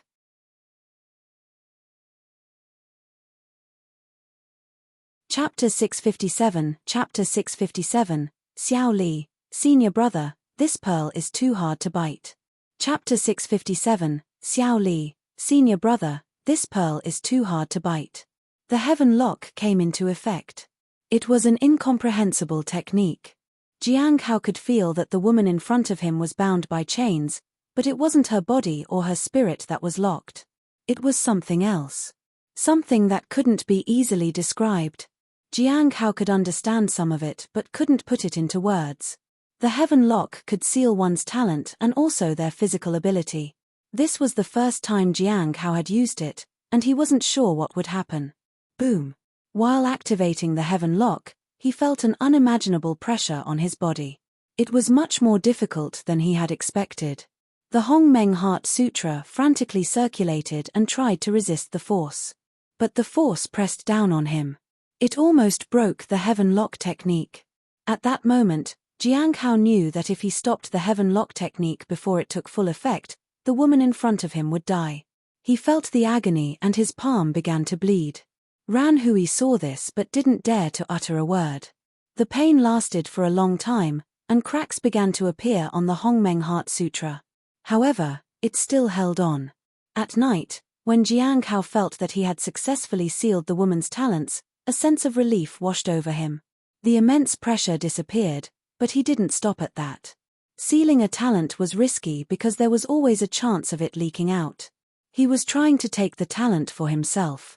Purple energy surged, and the universe in a palm began to contract. The heavenly cauldron sealed everything in the vicinity. Soon, the purple energy enveloped the area and turned into a purple bead in Jiang Hao's hand. The woman had fallen into a deep sleep. Ran Hui immediately rushed to her side. "It's okay," said Jiang Hao weakly. "She's okay. She just fainted. Her ailment should be gone now." Ran Hui knelt in front of Jiang Hao and bowed in gratitude. Jiang Hao nodded. He deactivated the heavenly cauldron and disappeared. When Ran Hui looked up, Jiang Hao had vanished. After carrying his wife back to her room, he took off her veil. She was still like how she had been before, but something had changed. It was as if her illness had truly disappeared. Ran Hui was relieved. He touched her cheek. Have the scars faded? Jiang Hao had taken care of them, so they were no longer as noticeable. After resting, Jiang Hao visited the island master's mansion. He spent some time there before leaving.